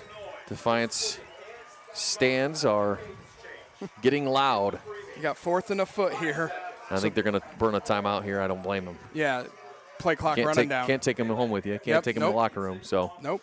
All right, 5:12 to go here, second quarter. It's tied at 7.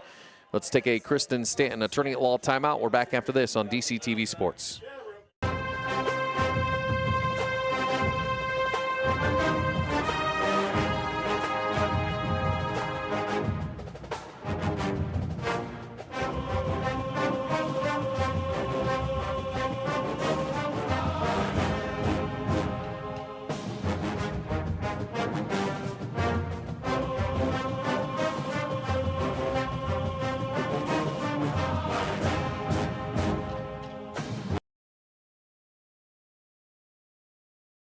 Back to Fred J. Brown Stadium. Josh Bush, Brent Routon with you here. Week number 8 and a huge 4th down here for this Defiance defense. 4th and inches literally here for Bath. Yeah, I mean, at this point in the year, I know it's, we're week 8, but biggest play of the year so far? Maybe right up at this point right now. I mean, in this football game. Yes, we'll definitely have the biggest play of the year probably next week at some point too, but so far, this is a pretty big play. So we'll see what Bath elects to do. They lined up under center and did a quarterback sneak on 3rd down. Defiance will stack the box here in shotgun formation, and Welsh will just tuck it under. He's going to have the first down, and that's what he can do, and that's literally why he's got the touchdowns that he does. Yeah, we know. We all knew up here exactly what was going to happen. I think everybody on the field knew exactly what was going to happen, but you're skilled like that. You're able to be that big, that strong, get the ball, fall forward. It's easy Gains every 2. time. Yep, need exactly what he needed. Clock spinning now under the 5-minute mark before halftime. 1st and 10 now for Bath at the Defiance 42. He's going to throw. He's got pressure coming, and he's going to be thrown down.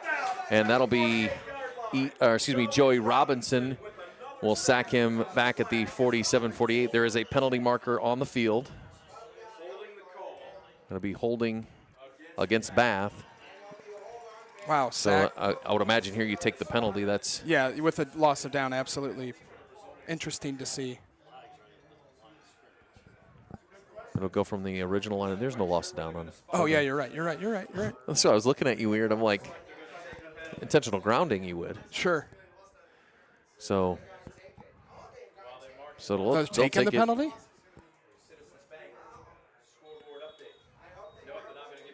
Okay, So I guess, they- yeah. all the way back to the 49 First yard and line. 20, second and 16, Sure. you know. So 5 receivers set now. I don't think they marked off a full 10 yards, but who am I to say? They're a lot closer. It'll be complete on first and 20, and it'll be hauled in by Lima, I believe, the receiver. Lima, I'm not sure. There you go. So he'll get the 10 yards back. It's second down and 10 now at the Defiance 42-yard line. And you see right there the ability just to get some of that yardage right back. Big for Bath. Brings up second and manageable. Lehman is his favorite target on the season. Play clock now under 15 to go. And he'll go under center now. He'll make Lehman come in motion. They're going to roll to the left. He's got all kinds of pressure. He'll be sacked. What a huge sack. Cohen Stockman again in there for the Bulldogs. Joey Robinson back there, and it'll be all the way back into Defiance territory at the 48-yard line. Loss of 10, and what a huge play there by the Defiance defense. Big time blitz coming, dialed it up at the right time. You saw a herd of Bulldogs get through. A lot of that Bulldog blue getting on top of that quarterback. So third and 20 now back at the 48-yard line, and they'll go 5 receivers here. They'll check the sideline for the play. Beautifully timed blitz by that Defiance defensive squad.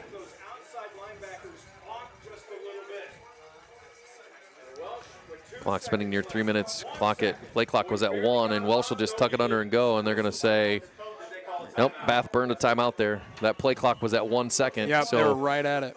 So, well, we'll take another timeout here. It's a Kristen Stanton Attorney at Law Office timeout. We're back after this on DCTV Sports.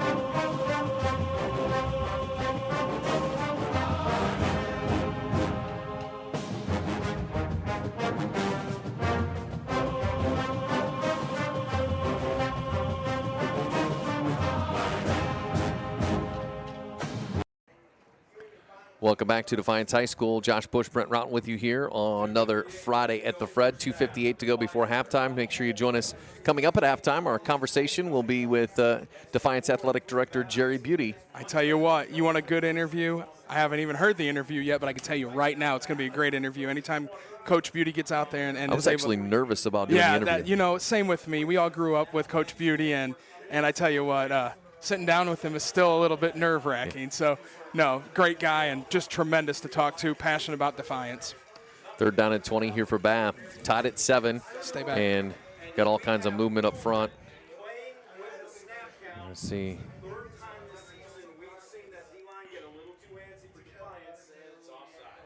Oh, wait, hold on. Hold on. Oh, no, they're going to say the official on the far sideline I thought was for sure signaling towards Bath, but maybe he was giving the motion that Defiance was doing. Well, I mean, I'm just glad that wasn't on camera at that moment for I know. us. I was hoping it would be. They're down at 15 now, and back to pass is Welsh. He's got time. Pocket will start to collapse. He's going to throw across the middle and in and out of the hands of his intended receiver. He was looking for Kane Sullivan.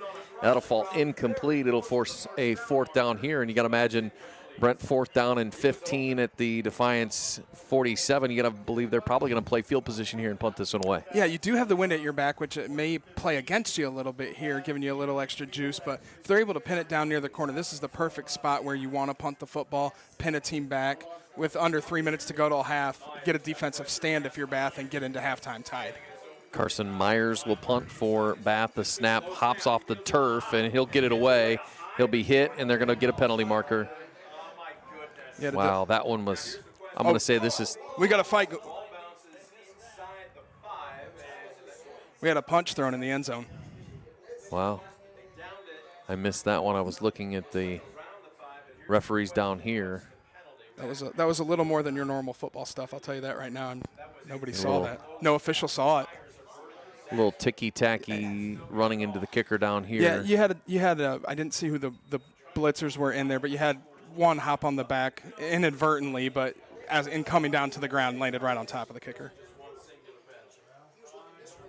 So the extracurriculars. Oh, they gave him a personal foul on that one. Yeah, there's no way that was intentional. Wow. So they're going to give them a 15-yard penalty. That's the definition of the two penalties right there. So there's a difference between running into the kicker and roughing the kicker. Yeah, roughing the kicker is when you have no regard for the kicker and you hit the kicker. You have to make contact with the ball and you can run those out, but running into the kicker is inadvertent running into the kicker. And that was completely inadvertent as he didn't even know he's falling on top of the kicker. Well, this will be a first down for Bath now at the Defiance 32-yard line. And never mind the fact that there's unsportsmanlike activity happening in the end zone. I mean, there was clear penalties on both sides there. One was not seen as it happened way behind the play, but, you know, I'm never one to be that way, but this has not been the best officiated game so far. So it'll give Bath a first down now at the Defiance 32-yard line. 2:35 to go before halftime. Bath has one timeout remaining. Defiance with all three. And they'll line up here in the pistol formation. Hale will be behind him. They're going to shift out of that. They've ran a track meet shifting players around. There's no doubt. And he's going to go for it all on first down. It'll be to the far sideline. Great play. What a beautiful play there by, I believe that was that was Wilder on the far sideline. Anthony Wilder on defense, high pointed by the receiver. The football was right in his hand, knocked it right out. Almost a basketball tipping off the rim right there, but knocked it right out. Ethan Cole, the junior, was the intended target for Bath, and that pass was a little bit underthrown. He tried to come back for it, but nice play there by Anthony Wilder and knocked that one down. Welsh will pass again. They're going to just set up a little screen. It'll be complete inside the 30. And you're going to scoot forward a little bit there as Hale came out of the backfield. And good safe play for them on offense, little quick screen, and Mikey Hale able to drop forward there and get a solid 4 yards.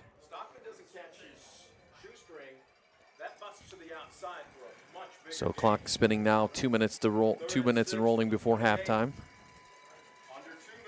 7-7 tied score here in week number 8. Play clock down at 8 again. They'll snap it. He's going to roll to his left. He's got all kinds of pressure. He doesn't see it from the backside, and another sack. And I believe that was going to be Kelton Gibbs. I think that's his third sack of the night. He's been in the quarterback's face. Early on, we didn't have much pressure. We've been able to really establish some pressure, and Kelton Gibbs has been a huge part of that, being constantly in the quarterback's face. Defiance is going to take their first time out of the half. We'll take it with him. Defiance 7, Bath 7. It's a Kristen Stanton attorney law timeout. Back after this on DCTV Sports.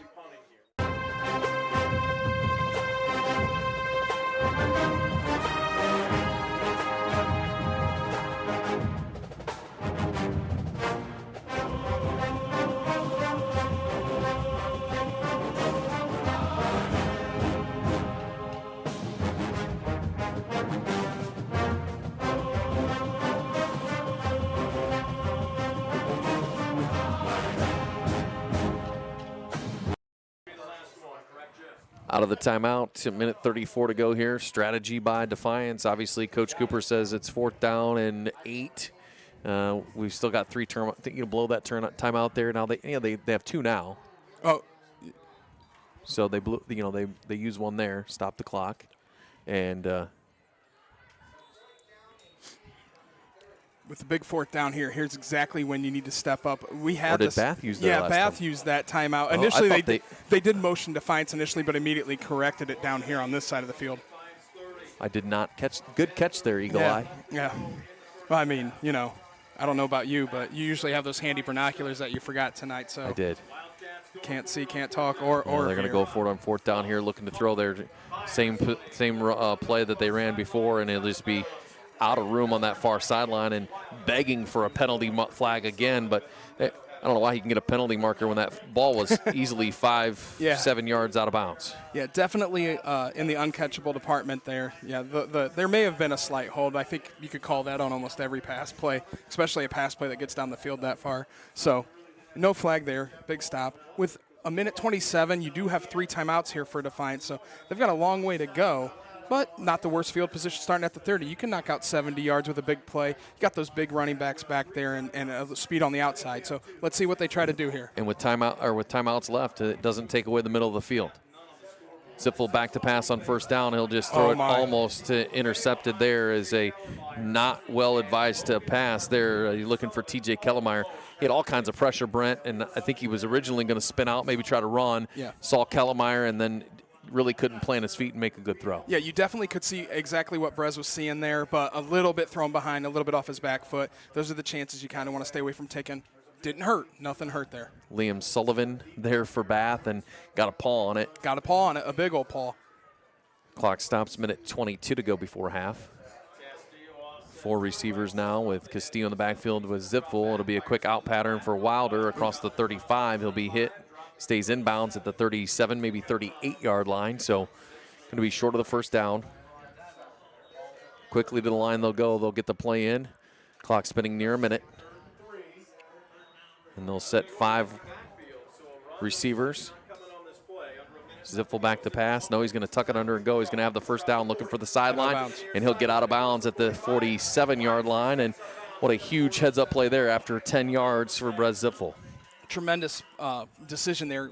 Make a read, and then when you see nothing open right away, not a lot of time to spare. Tuck it, run it, get the first down. And you could see once he had that first down, he made a beeline for the sideline to stop that clock. 55.3 seconds on the clock.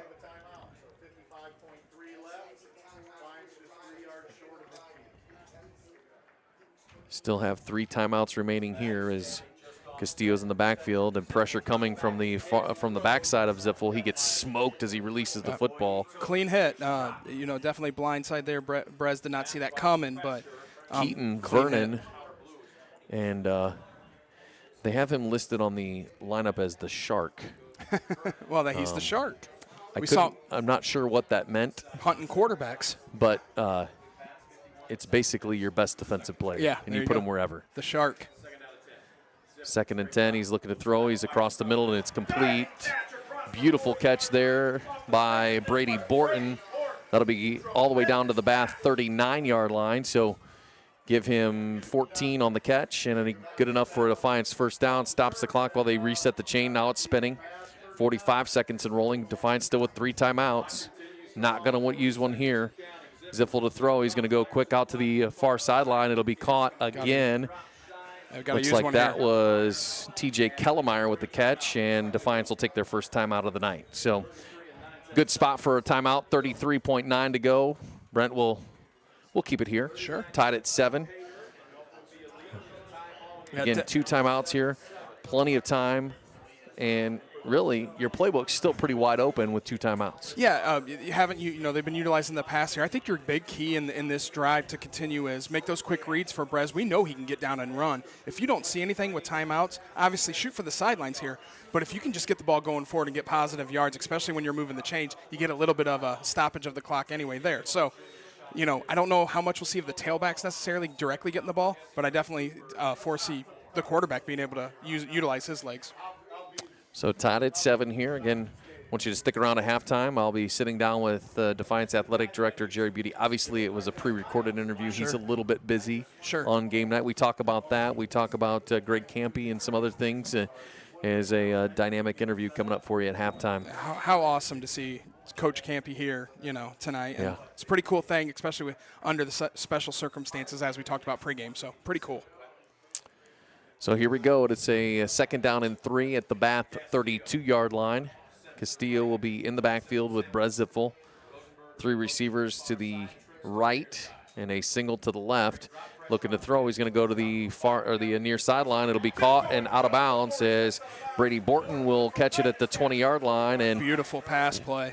What a great route and what a well-designed play there for Defiance. It's a good enough for a first down and right on the edge of the Stanball Jewelers red zone at the 20-yard line. Only took about 3 seconds off the clock there, Brent. Yeah, you see a perfect toe tap right on the line. So as soon as the ball entered into Borton's hands, he's able to go right out of bounds. Like you said, couple seconds off the clock, 12 quick yards. So first down and 10 at the 20-yard line. Ziffel back to pass, looking to throw again. He's going to go to the end zone. He wants it all on first down, and he's got a wide open receiver. Touchdown, Bulldogs. There we go. And that was Anthony Wilder. Anthony Wilder with a 20-yard touchdown run or touchdown reception. It's a Premier Bank touchdown. Brez Ziffel to Anthony Wilder with 22.2 seconds to go, and Defiance takes the lead 13-7.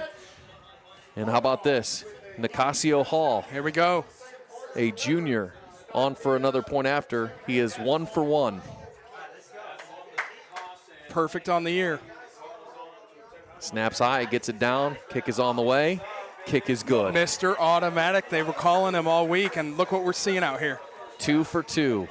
Defiance 14, Bath 7, 22 seconds before halftime. We're back after this on DCTV Sports.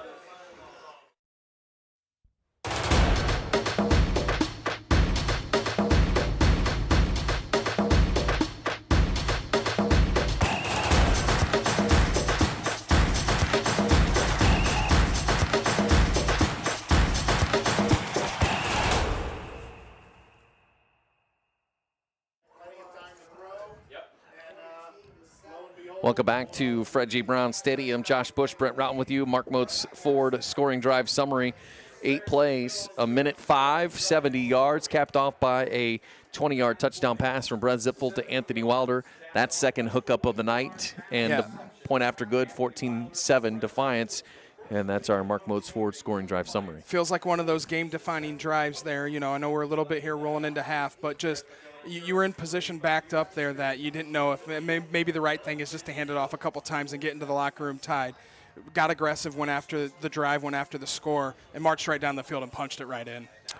Keep in mind, too, Defiance will receive the second half kickoff. So Bath will get the ball here, 22 seconds to go, but no timeouts, and potentially backed up in the low squib kick will go. I like that. It's going to stay in bounds. It'll be fielded at the 20 and nowhere to go as he goes across the. Great coverage.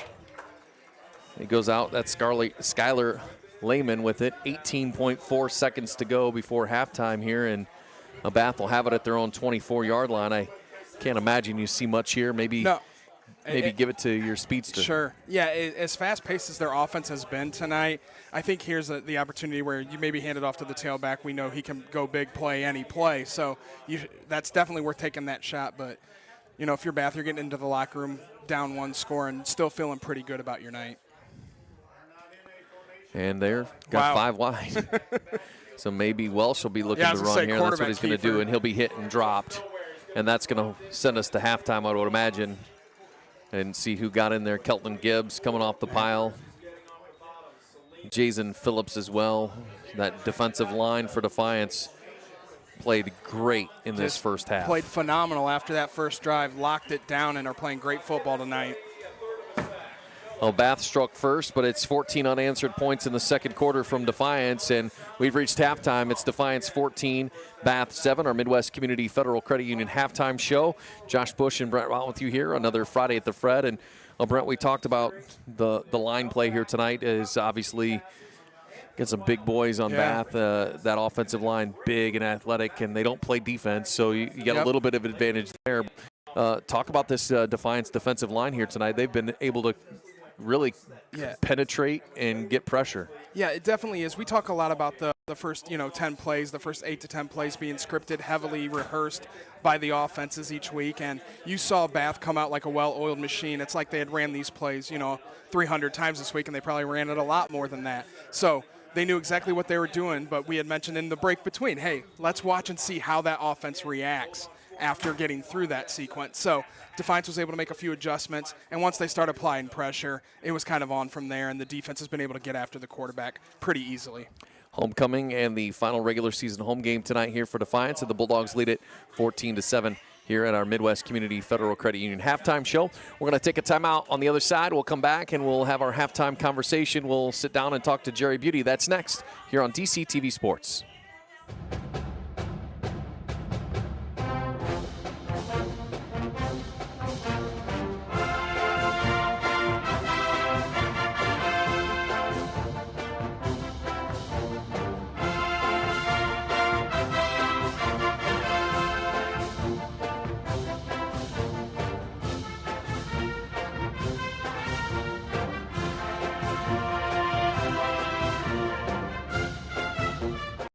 DCTV Sports, welcome to halftime, our halftime conversation each and every week. This week, talking with Defiance Athletic Director Jerry Beauty.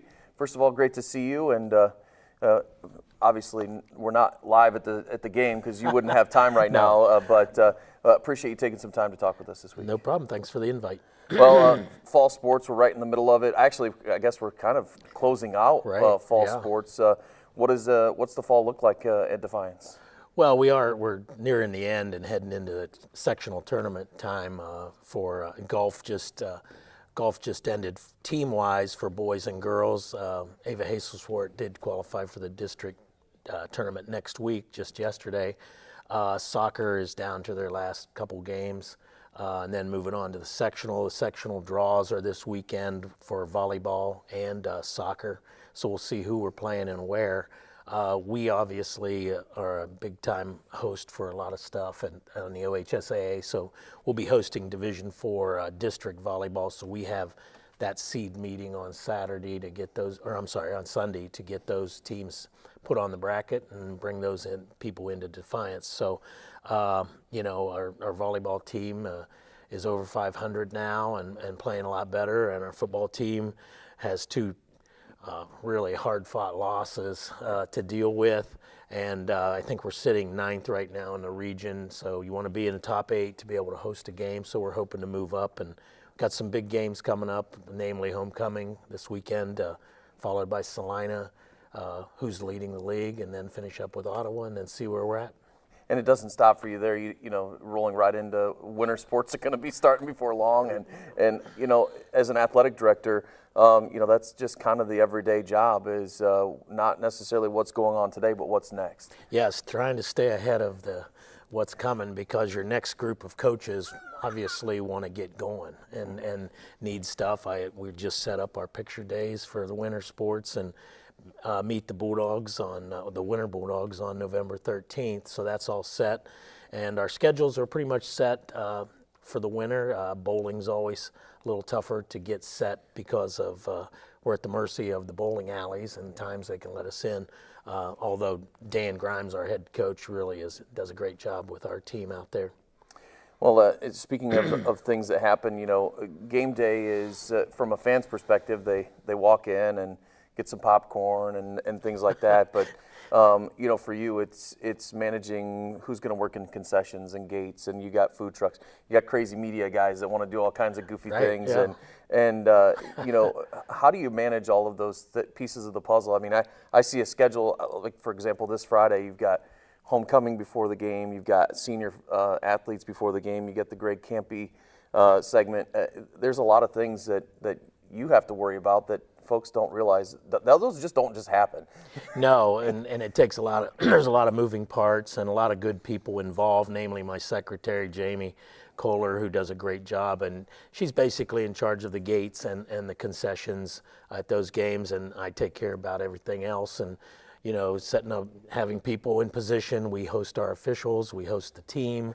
You have to be ready to be first class with those folks and make sure that they come to Defiance. They're glad they came, and then we like to beat them, of course, and send them home. But yeah, it's a lot of moving parts for a game, and the pregame this week is really crowded. And we're on a very tight schedule. Kathy Booth does a great job in helping me organize the times on that. So hopefully all that goes well so we don't get penalized at the kickoff. So. Well, you came to Defiance, I believe, 1990. Is that right? Is that right? Before Van Wert and a year at Finley. Why Defiance? What's kept you here I mean, it's 2023. What about this community has kept Jerry Beauty here? Well, I was at Van Wert, out of college, and for 12 years there, and was very familiar with Defiance because we played them. I was 7 years as the head coach and AD, and then I moved to Findlay for a year, and then they had levee problems, and a couple board members came over and that I knew and recruited me for the Defiance job, and we came over here and been here ever since.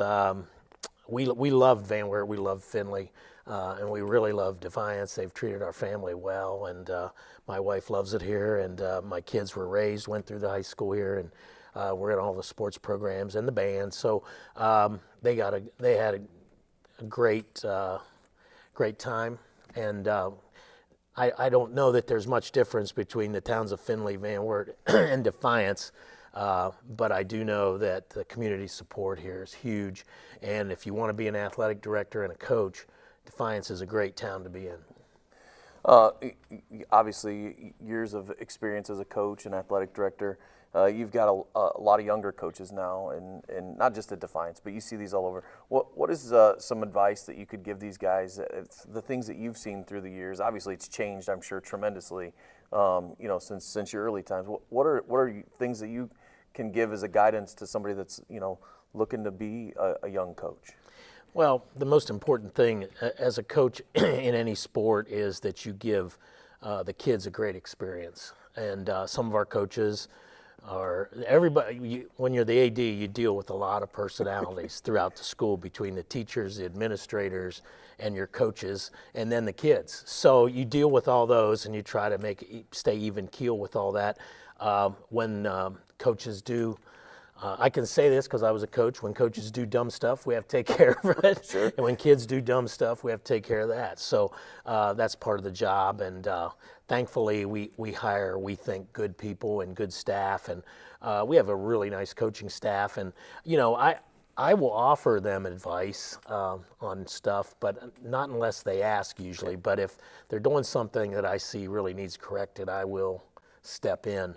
But haven't had to do that too much with our people here. We recruit and try to keep good coaches, and they're all getting younger, and I'm getting older, and I'm trying to not be the craggly old AD that's negative about everything that a new coach wants to do, because I was that guy at one time, and I understand.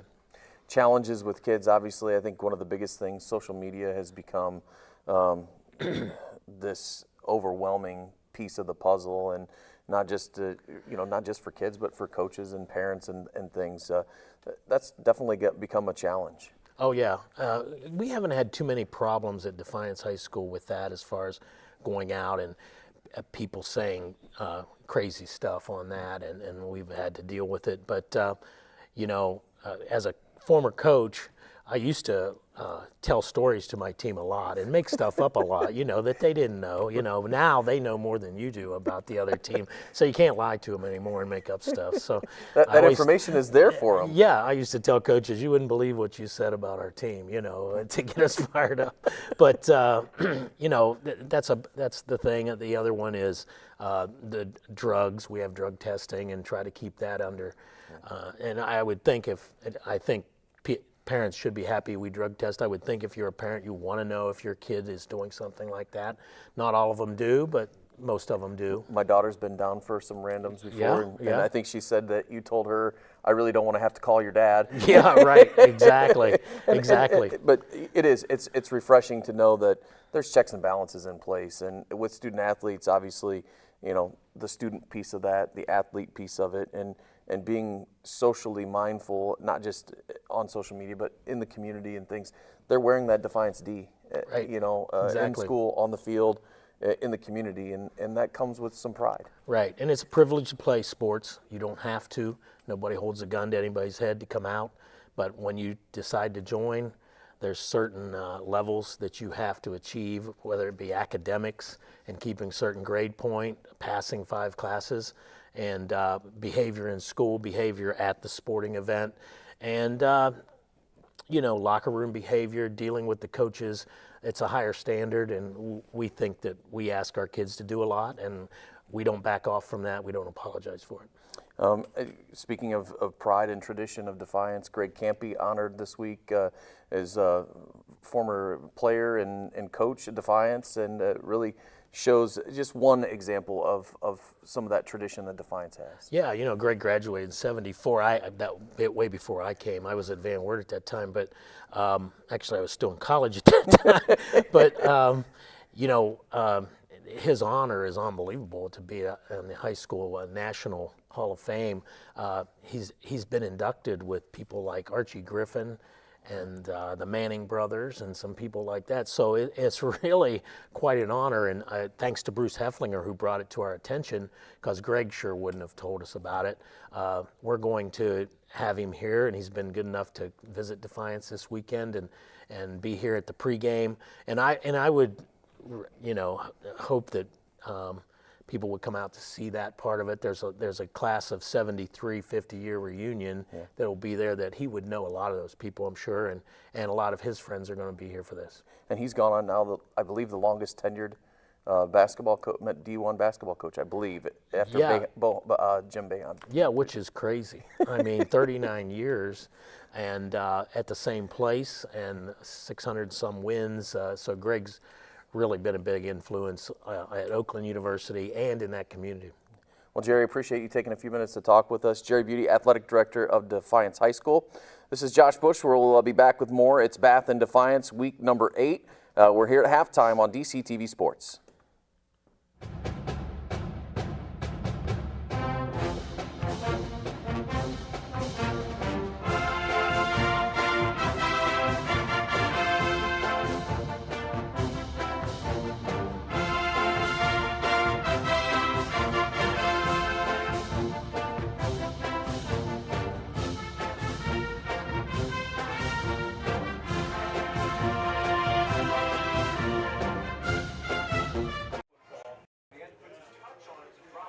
All right, welcome back to halftime here. It's our Midwest Community Federal Credit Union halftime show. Josh Bush and Brent Routen with you as Defiance leads Bath here at halftime by a score of 14-7. The Defiance band is on the field. They're doing a little safari-themed show this week. We heard Toto's Africa. We got Welcome to the Jungle going on. So let's maybe pan down the field a little bit and get a little bit of music here from the Defiance High School marching band class.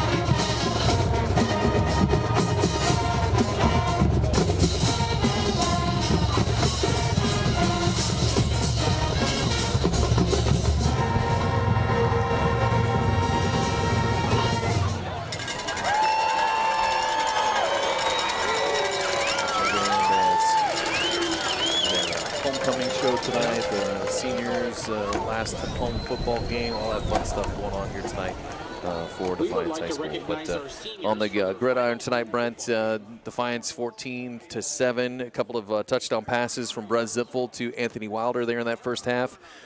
Really, the Bath offense after that, outside of that first drive, they were, they marched down the field and punched it right in. Since then, it's been 14 unanswered from Defiance. Yeah, we looked at that after the first possession and said we could be in for a really long night if they're going to be that productive going down the field. We got to watch for adjustments and see what happens here. But Defiance, the defense on the defensive side, locked it in, and we're able to contain the run. I mean, as much as we were talking running game with the tailback Hale and with the quarterback, we're like, if we can bottle up those guys a little bit and they just don't run all over, we can be in this game. And they've been able to do that, actually. And what the big change for Defiance, as opposed from the first possession throughout the rest of the game, is the ability to get after the quarterback, constantly apply pressure, and knock him down. I think, I look at the drive that they had there and really kind of set the tone defensively. 2 sacks. big losses there, forcing that punt deep in their end zone there. That was a huge defensive series, maybe just for confidence for this Defiance defense. Yeah, and you talk about the defense. It's almost been like the momentum from the defense has led to the success that they've had on the offensive side of the ball. But it's been locked in on defense outside of that first drive. So that's kind of what this team, early on, the identity we saw is they've got a pretty good defense. They definitely are fast out there, and they get after the football. So, throw away that first possession. That we hope that was the anomaly of the, game tonight. And they've been rock solid since, so getting there at halftime, go over a plan for the second half. You're receiving the ball to start, which is a big bonus. Run some time off the clock and get some more points. Well, let's take a look at some halftime statistical numbers here. Let's start with the Bulldogs. On the Defiance side, we talked about Brogan Castillo running the ball. Quickly got to 100 yards. Actually, he's only had a couple touches since then. Sits at 102 yards on the ground. Still a phenomenal first half. Abel Rubio has 2 carries for 10 yards. Brez Zipfel, a huge 10-yard run on that final drive there to get a first down, but he has 2 carries for 5 yards. Also, Anthony Wilder, 4 touches on the ground for a total of 5 yards. Through the air, Anthony Wilder's been the key. Brez has mixed it up with 3 different receivers, so Anthony Wilder holding 4 catches with 55 yards, and importantly, the 2 touchdowns. 2 catches for Brady Borton with 26 yards, and TJ Kellermeyer added a 7-yard reception.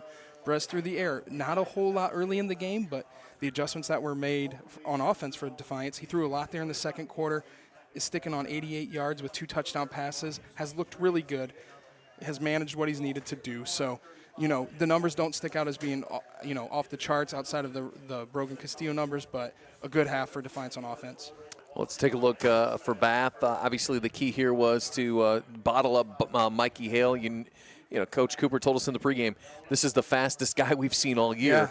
I think the Defiance defense has done a nice job of limiting him. Honestly, I don't think Bath has really featured him that much. No, they really haven't. They threw to him early on that first possession, and that was kind of his biggest play was a reception. So, he's got 7 carries for 26 yards. I mean, you tell Coach Cooper coming in, we're going to hold him to that in the first half. He's going to be feeling pretty good. Quarterback Zach Welsh has carried the ball 11 times for 24 yards. There's some sack yardage in there that has really, negatively affected that. He has been quite effective on the ground. And through the air for Bath, they've really featured just 3 receivers with Mikey Hale 2 catches for 17 yards. Kane Sullivan has 3 catches for 24 yards. Skylar Lehman 1 catch, 10 yards. So the overall numbers, passing through the air for Zach Welsh, 51 yards on 6 completions. So, again, you take away what was there on that first possession. They haven't moved the ball a whole lot since then. Well, halftime here, Defiance leads it 14-7. Our Midwest Community Federal Credit Union halftime show. The teams are back out warming up, so let's take our final timeout. We'll come back. We'll maybe look at some area scores, and we'll get you set for the second half. It's halftime here at Defiance, another Friday at the Fred. Defiance 14, Bath 7. Our Midwest Community Federal Credit Union halftime show rolls on after this.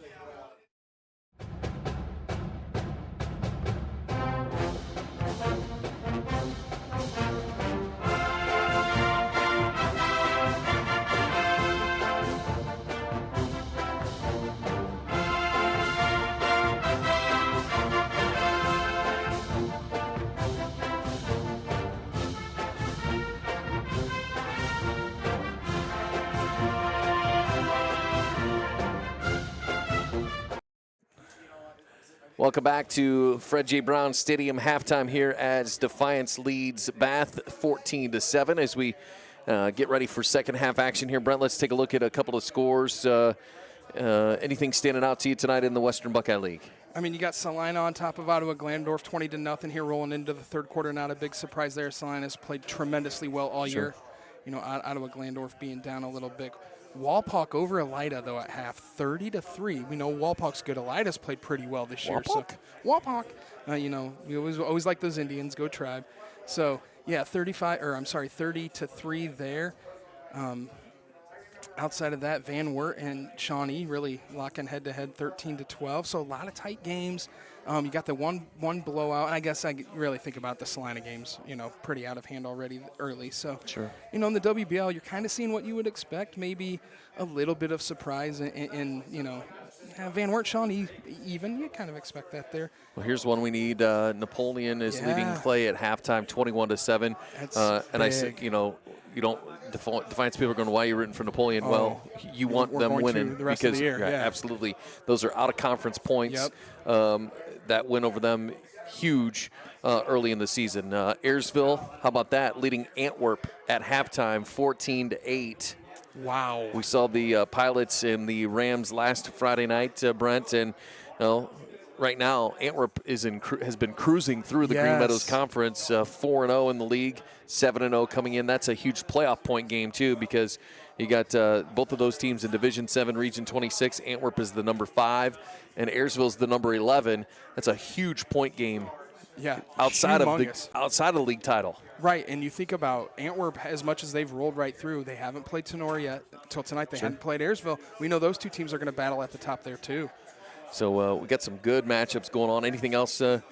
Tenor, again, stepping out this week, 35-0 up on Paulding at half. Not a big surprise there. Paulding's played pretty good so far this year. Archibald Wauseon, always a big game in the NWOAL. So 14-7 Archibald. That's a game that tends to be tight. And, a natural rivalry game there. Liberty Benton and Pandora Gilboa, that's two of the front runners in the Blanchard Valley Conference. Saw that one 21-7 Liberty Benton. So both those teams atop of that league. Just some, I tell you what, it never fails. There's great football around Northwest Ohio. Yeah, there always is. I know if anybody's followed us for years, we talk about how good the football is, and we always mention the MAC, and that's a great conference. But it seems like some of our other conferences are starting to kind of inch up in there and kind of catch up a little bit. Maybe not to that high level across the board, but good football everywhere. You can look every night on a Friday night in Northwest Ohio, right here in our area, and probably pick out 3 or 4 games worth going to see if you're a football fan. Well, we'll keep you updated with some final scores perhaps as we get a little bit closer here tonight. But second half coming your way. Let's talk keys here for this second half. Maybe some adjustments if you want to get into any of that. Brent, if you're Defiance here, Travis Cooper in the locker room, his coaching staff, what are you talking to? I mean, what things are you looking for in the second half? Obviously, you got some momentum. Yeah, first possession on defense, they played on their heels a little bit. They got aggressive after that. You saw what happened on both sides of the ball while you're being aggressive. Continue to do that here in the second half. Even if you get another scoring and extend that lead, don't get comfortable. Continue to go after the football. Continue to try to make the big play. And if they keep applying pressure to the quarterback, though, it's going to be very, very, very tough for Bath to get anything going on offense. Well, let's talk about Bath. Obviously, we talked about Mikey Hale coming into this game and really has been a non-factor so far. You got to think if you're Frank Russell and his coaching staff, how do we get Mikey Hale involved here in this second half? We know the level of coach that they have on that sidelines, and there may be a little bit of possum being played. Didn't go to him a whole lot in the first half. We might be teeing up a big-time second half.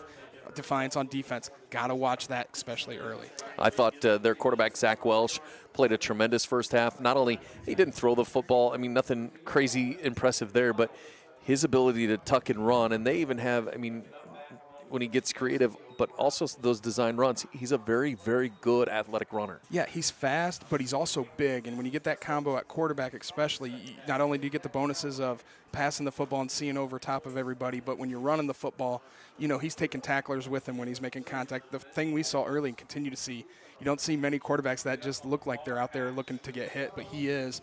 And he falls forward a lot, and when he falls forward with his big frame, he's getting 3 extra yards every time he does. Well, second half kickoff for F&M Bank.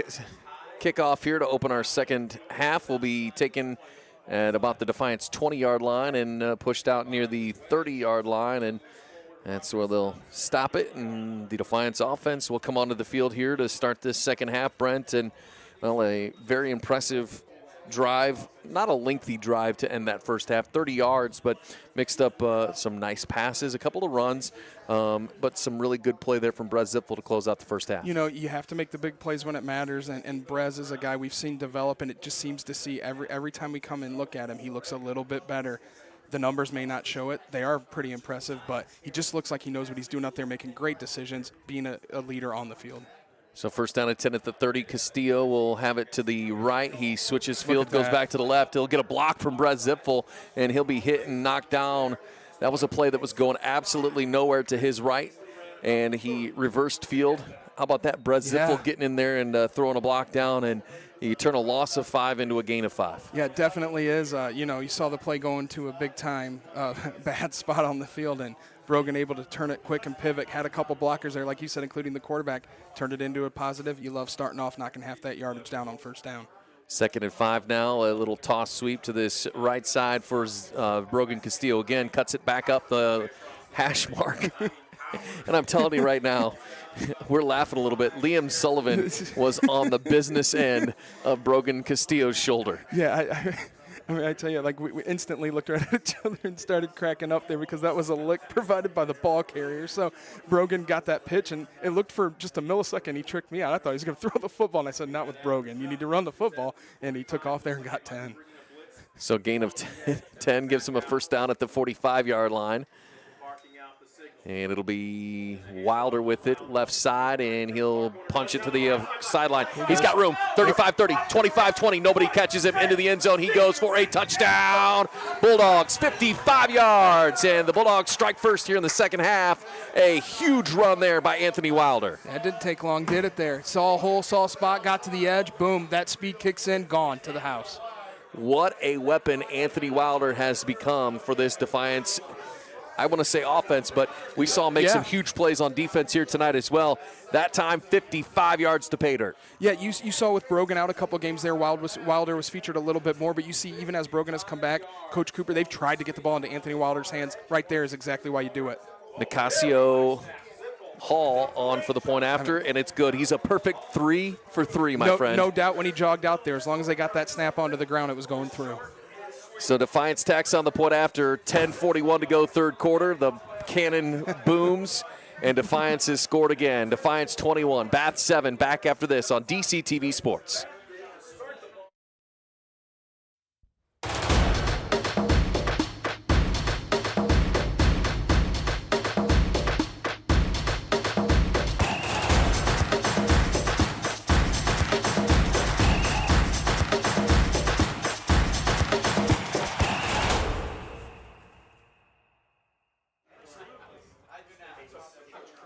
Welcome back. Another Friday at the Fred. Let's get our Mark Moats Ford scoring drive summary. 3 plays, a minute 8, 70 yards, capped off by a 55-yard touchdown run by Anthony Wilder. Point after is good. Defiance now 21-7. The lead with the point after. Mark Moats Ford scoring drive summary. That is the 3rd Premier Bank touchdown of the night for Anthony Wilder. 2 through the air, 1 on the ground. Yeah, and you talk about keeping it completely on the ground on those 3 plays. All big plays, really. If you look at them, we had the big hit, little momentum feed right off of that to Anthony Wilder. Big play down the sideline. Just played tremendous tonight, and just seals off a great drive, keeping the foot on the neck there. And the athleticism of Anthony Wilder there, you saw him. He found the one spot that wasn't there, bounced it out a little bit, wasn't there. Found himself to the sideline and turned the Jets on. Ensuing kickoff here. Nice job here by Bath to return that one. It's Vinny Vendetta, the junior, will have it all the way out near midfield. And Bath will have a good starting field position here for their first drive of the second half. Yeah, Vinny Vendetta there definitely was wrapped up. It looked like a couple times, was able to dodge a couple tacklers, dance around a little bit, boom, get some momentum going forward. Takes it out right there near midfield. Shy of midfield. Yeah. So it'll be first down and 10. Let's see if they'll keep the tempo that they had in that first half, and will we see a little bit more of Mikey Hill here in the second half. Shotgun formation, rain falling here at Defiance, I believe. At least it was at halftime. Completed on this near sideline. Logan Markley with the reception. He'll go into Defiance territory, and he'll be short of the first down. But a nice safe play there on first down. Yeah, found an easy open target there, and we're able to pick up first down pretty quick. Or I'm sorry. 7, yeah. On first down. It felt like a lot more than that. So second down and 3 now at the Defiance 44-yard line. Back to pass again as well. She's got a wide open receiver in the middle of the field, and he'll go inside the 30-yard line. I'm trying to see who that was. Kane Sullivan with the reception, and that'll be good enough for a Bath first down all the way to the 27-yard line, 28-yard line. So I get about 20 yards on that. This has a little bit of that first play at possession of the game where they're definitely right in sync. Quick screen pass thrown to this left side, and it'll be out of the hands of Skylar Lehman. Defiance falls on it. They're going to ask if it was a backwards pass or not. I think Defiance is saying it's their football. Bath is saying it was a forward pass. This will be interesting. Oh, we got it. And it's the first turnover of the game. And it's Defiance's football. They're going to say that was a backwards pass. I got to be honest with you, Brent. Where it was thrown, it was hard to see from our angle. I mean, that fits right in that bubble of you probably go a half yard either way, and you could flip that. It was right there, but they're down on the field. We trust that judgment. Frank Russell does not trust that judgment. They got a couple coaches hanging out here. They might be getting into play, it looks like. So far enough. We got a little animation going on the sidelines. So obviously not happy about the call here, but it's going to be a fumble. I guess you call that a fumble. It's not an interception. No, definitely a fumble. So the first turnover of the game will go the way of the Bulldogs, and they'll have it at first down and 10 at the 31-yard line. Brogan Castillo, and he'll hit a bounce off a defender, and now he'll just make something out of nothing. We got a penalty marker on that far sideline, so we'll see what that's going to be all about. Yeah, I saw a little bit of a stiff arm there, bounced off the first tackler, and was able to get the ball and go forward a little bit, but we'll see what's going on. It's in the area of holding, and it is. There we go. At that spot where we can usually call those pretty quick. Pretty quick, no doubt. The chop block early on got us where we're a little tentative now. It was still in the area of holding. For sure.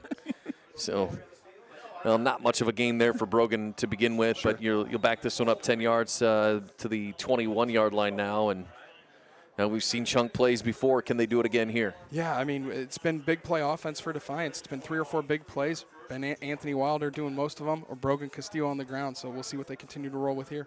So a first down now and 20 from the 21-yard line as they'll come to the right side and they'll pitch it to this right side, and it will be good move. Jordan Wright with it out across the 30. He's going to be pushed out. We got a late penalty marker coming in. A little bit of extra. We'll see what happens here. This one here came in very, very, very late. I think they're still going to say hold. I believe that the signal I saw was holding, but see what happens here. Jordan, that was a great run by Jordan Wright. His first carry, I believe his first touch of the night. Yeah, a little extra juice. You can see he's got some wheels there and was able to bounce to the outside and turn in some yardage. They're picking it up. So they're going to wave off the penalty marker here. So that'll be spotted, I believe, at the 20. I don't think anybody remembers where it was supposed to be spotted. 28. 27 or 28, yeah. So 28-yard line. Give him 8 on first down for Jordan Wright. So second down now, and I believe about 13. 3 receivers to the left for Castillo, for Zipfel, and he'll come that way, and it'll just be in and out of the hands of Brady Borton. Tell you what, good recovery there. And they're going to say incomplete. Yeah, that'll fall. I think that one was a forward pass. Yeah, you definitely don't want to take that chance, and you saw Brady Borton immediately scoop the ball up and continue on with the play, as opposed to the other situation of you assume it's a dead ball and it's live. So good job there by Brady. Well, if you're Frank Russell on that other sideline, he probably had a few words about that incomplete, but there's no doubt. I know if I was on that sideline, I would. I'll give him a little bit of credit with the officials. We've been a little hard on them, but Coach Cooper's been after them, and Coach Russell has too. They've let him talk at least. So 3rd and 13, big third down here to keep this drive alive, and it'll be slung across the middle and in and out of the hands of Brogan Castillo. I'll tell you what, a beautiful defensive play there by the safety, Dalton Woodruff. Awesome play. One of the few seniors that you see on this team, and he jumped that route. And I'll tell you what, if he doesn't do that, Brogan Castillo's probably got a touchdown. Yeah, definitely. Brogan had got behind the defense and had a step on everybody in stride. Would have been a nice catch. Just a little paw in there. Get that paw in there and knock it away. But the safety play, like you said, Josh, senior, yeah, we haven't said that a whole lot for Bath tonight. I'm trying to see who's back to punt here. It's like Noah Gomez is back to punt. Is that right? Yes, sir. They've gone through a few punters, and that snap is high, and it will be almost blocked. I don't know how. That was Brez Zibble, punting. Look at this bounce. It's going to roll down to the 28-yard, 27. Beautiful punt by Brez Ziffel. He's laying on his back. That would have been a 15-yard penalty in the first half. Yeah, they probably would have marked it off for 25, though. Yeah, no, I don't know there. You got that kickoff. If you do contact that football, they can wave those off, so I don't know if it could have been ticked, but great kick and lucky bounce for Defiance. So it'll be a huge, huge punt there. Brez Ziffel was the punter. They've gone through a couple of different punters here, have Defiance, so A huge punt there for the Bulldogs. It'll back them up all the way inside their 30 at the 27-yard line. So the Bath offense will come onto the field here with 8:52 to go in our third quarter. And I think that was the first punt of the night for the Defiance. Yep, it definitely was. So they've been in those situations early when they had gotten in fourth down. They were in territory to continue to go for it. So, yeah, first punt of the night worked out in their favor. Definitely flipped field a little bit there, but anytime you can pin that inside the 30, you're happy there. So the first turnover results in nothing here other than a punt. So really just reset and take some time off the clock. In basketball, they would say, ball don't lie. First down at 10 for. We know I get confused with basketball and volleyball. So Yeah. first and 10 at the 27. Welsh back to pass, all kinds of time. He's going to tuck it down and go hit it. There we go. Shoestring tackle there, and that saved a huge gain. Trying to see who got in there. Joey Robinson, the linebacker, was in there. And I'm telling you, Brent, if he does not trip him up there, Lots of green. Welsh has got a ton of green in front of him. Lots of green, and it was just a shoestring, but sometimes it's all it takes. Get your mitten in there and knock him down. Second down and 9. Give him a yard. He's back to pass again. He's going to go to the far sideline. It'll be low. It'll be caught, and it'll fall forward. That was Skylar Lehman with it. Penalty marker on that far sideline. Trying to see. It was dropped right there at the point of the catch, so Okay. definitely going against Bath. I didn't see what he called I there. didn't. Almost looked like offside. Oh, no, I believe it was a tripping call. Okay. I think they're going to call tripping on Bath. They're not moving the ball? Oh, I bet it was a sideline warning. Oh, okay. There we go. Yep. Yep, sideline warning. Okay. I couldn't tell by the For movement sure. there. It was, Far side of the field, Yeah. too. We're both blind. It makes a lot of sense. so a gain of 2 on the reception nonetheless, and it's third down and 7 now at the 30-yard line, as we were all confused. I think the whole press box was Yeah, I confused on think what so, was too. going on. We've had a couple of those instances tonight. So Welsh back to pass, going to go to the far sideline. He's got a receiver. It's caught across the 40. He's hit immediately and dropped at the 41-yard line. I believe that's Ethan Cole on the reception, and that'll be good enough for a Bath first down, and that keeps the drive alive. And Defiance kind of playing off on coverage there on third down. Yeah, definitely have, and we've seen Bath start to mix up the receivers going in. We thought there was definitely a few guys that they like to use, so they're starting to mix it up a little bit. Welsh keeping the ball in the air. Tempo here is it'll be first down carry for Hale, and he'll be hit after a gain of 2. And while the tempo here, Brent, you see it like they almost have a varying tempo. Yeah, they do. I mean, and when they want to turn it on, though, they can really turn it on and start moving. You look, play clock, barely 15 seconds in here, and they're ready to go. Defiance 21, Bath 7. Second down and 8 at the 42-yard line. Defiance up by 2 scores here, 21-7. And Welch looks like he's going to option it to the far sideline, and there goes Hale, and he'll go into Defiance territory. And Brent, you saw it there as Defiance sealed him off to that sideline. But I'll tell you what, when you saw him get that football, he obviously clicked it into another gear. You could feel that right there. That's the type of play that they can run and have a lot of success with. When he can get out there on the option, get on the edge, pitch it to Hale, and he's got a lot of space. He turns on those jets pretty quick. So first down and 10 here is Welsh back to pass. He'll go across the middle, in and out of the hands of his intended receiver. It looked like he was looking for, was it Kane Sullivan? Yeah, Kane Sullivan across the middle of the field there.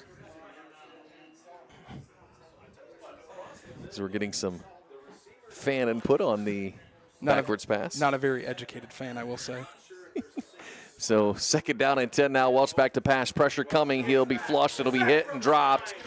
Kelton Gibbs in there again for Defiance, and also Jason Phillips. And I'll tell you what, he kind of went down awkwardly. He was kind of cut from both sides. And Definitely a tough hit there. We talked about Welsh really liking to take the hits. That's not one he's going to enjoy for sure. Popped up, though. A little slow, but popped right back up. So ball right at midfield, and he'll be dropped for a loss of 2 back to the 50. So third down and 12 here, an opportunity for the Defiance defense to get off the field here and get the ball back here in this third quarter. Back to pass. Looking to throw. Pressure coming, and he'll be dropped. Another huge sack by the Defiance defense. Was that Kelton Gibbs again? Talking about big time Nope. at 17. That was Joey Robinson. Robinson, who's played pretty big. He's had a couple moments tonight. Big time play there. That'll be a loss all the way back to the 44-yard line, so a loss of 6. It's going to be a huge 4th down here, and obviously a punting situation for Bath as Carson Myers will come on to punt here. Wind has died down a little bit. It's still pretty strong. It's Not like hot it was, up here, I can tell you that much. It is hot. All the people sitting down in the rain freezing. Just letting you know, we're nice and toasty up here, sweating a little bit. Yeah, I was going to say, I got a couple of beads of sweat up here. So the punt coming now from Myers. Defiance stays away from this one. Short kick. It'll take a Defiance hop out of bounds about the 35-yard line. So that is where the Defiance offense will have their 3rd opportunity here tonight in this 3rd quarter. Brent, for Bath, boy, I tell you what, the wheels have really not started churning forward in the second half. You see some glimpses where they'll have a play or two where you're like, man, if they can stick with that, build off that, they can start to move the football. But, it's again, constantly been the pressure on the quarterback that seems to, as soon as they can get some action in there, seems to kind of squash things right away. So halfway home here in our 3rd quarter. Good to have you along. Josh Bush alongside Brett Routon as Defiance with a 21-7 lead here in the 3rd quarter. And they'll have it 1st down and 10 at their own 35-yard line. 2 backs in the backfield. It'll be Castillo. He drops it, and it looks like Bath is going to fall on it here. I don't think he ever had it. Never really did. It's definitely looked like a clean recovery by Bath for sure. And that is the first turnover of the night for Defiance. Oddly enough, they right at the same spot where they turned it over, really. Yeah. A really, really tough field position here. So it'll be fumbled on 1st down, and that's one of those mistakes you don't see a lot out of this Defiance team. No, definitely on the exchange there, just mishandled a little bit on the handoff, and you had a defender right there that was causing a little bit of pressure, which probably inflicted a little on that handoff, but immediately to the turf, defender right on top to fall on it. So Bath will take over 1st down and 10 at the Defiance 30-yard line. And Welsh back to it's going to be optioned out and nowhere to go. No, he spins out of the tackler, and now he can't find any space. Finally brought down. Give him a gain of a yard or so. Abel Rubio in there to finally make a stop on the speedster Mikey Hale. Yeah, definitely broke a tackle there in the backfield, but was able to get back right at the line of scrimmage. He might have got a foot or two. So 2nd down at 10 now. 3rd quarter, Defiance leading it 21-7.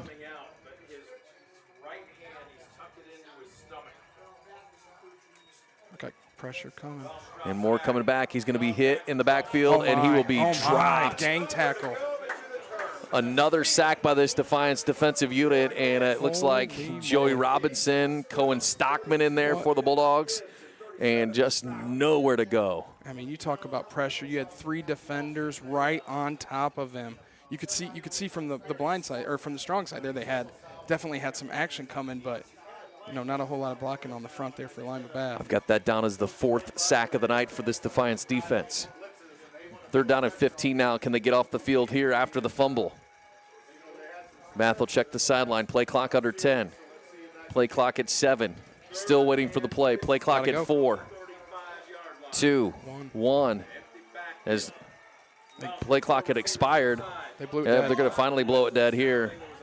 I was going to say the play clock had well expired here. Yeah. Now the question is, did Frank Russell get a timeout in? He's on the field.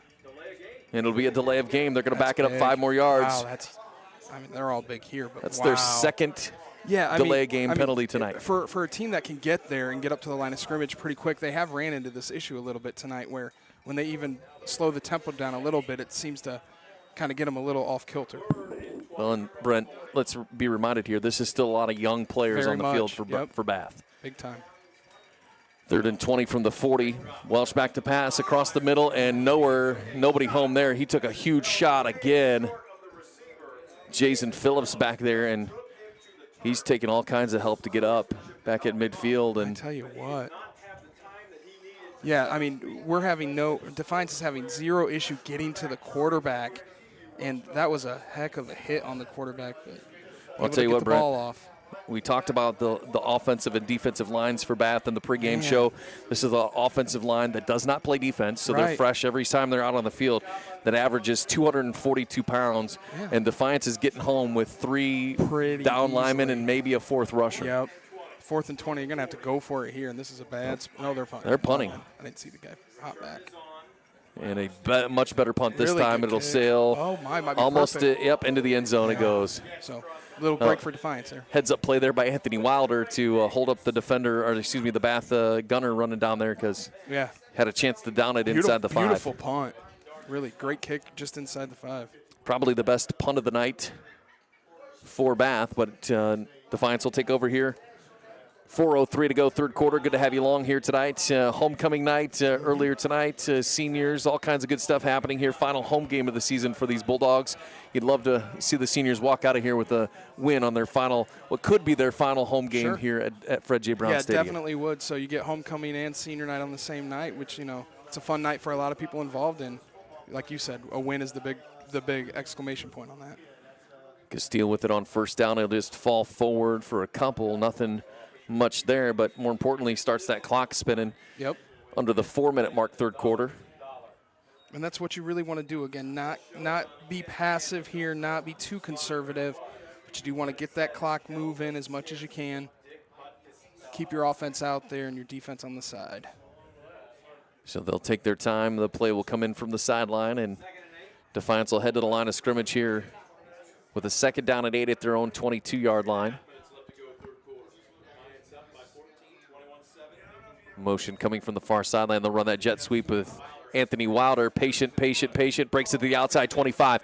And it'll be pushed out of bounds at a almost 28, 29-yard line. He's going to be about a 2 yards shy of that first down, Brent, but a nice patient run there from Anthony Wilder. Yeah, definitely held up a little stutter step and tried to find a little bit of space. Saw the edge on the sidelines where he saw, hey, I can get 4 or 5 yards here. I'm going to try to get it, and, jumped it out there and got us to 3rd and short.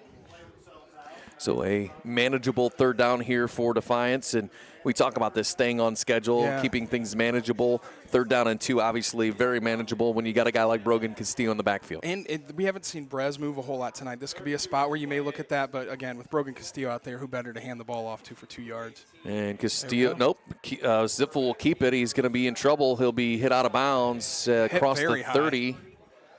They're gonna mark him back at the 29-yard line. Yeah, it looked like he was a touch short.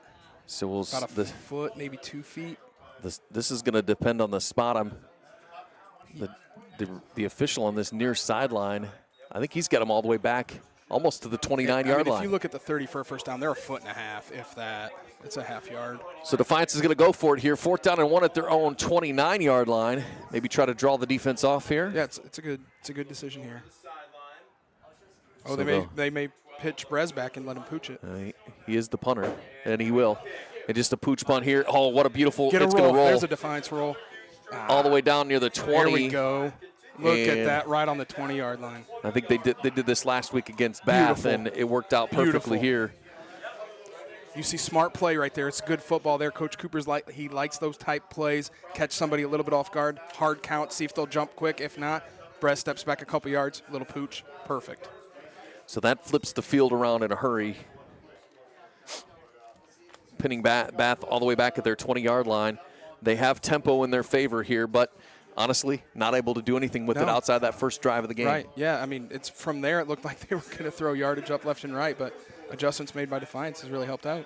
So first down run for Hale, and he's got nowhere to go. Just unbelievable defense here tonight from the front of Defiance, and it'll be a loss of 2 on first down for Mikey Hale, and the speedster. Yeah, it's the pass rush or the rush as a whole is able to get in there, and they cannot get stops. The guys are getting through pretty easily. Defiance shows blitz here on 2nd and 12 at the 18, and they will bring pressure. Mikey Hill cuts the runner at the 25-30 out near the 35-yard line, and that's what the speed of Mikey Hill can do to you.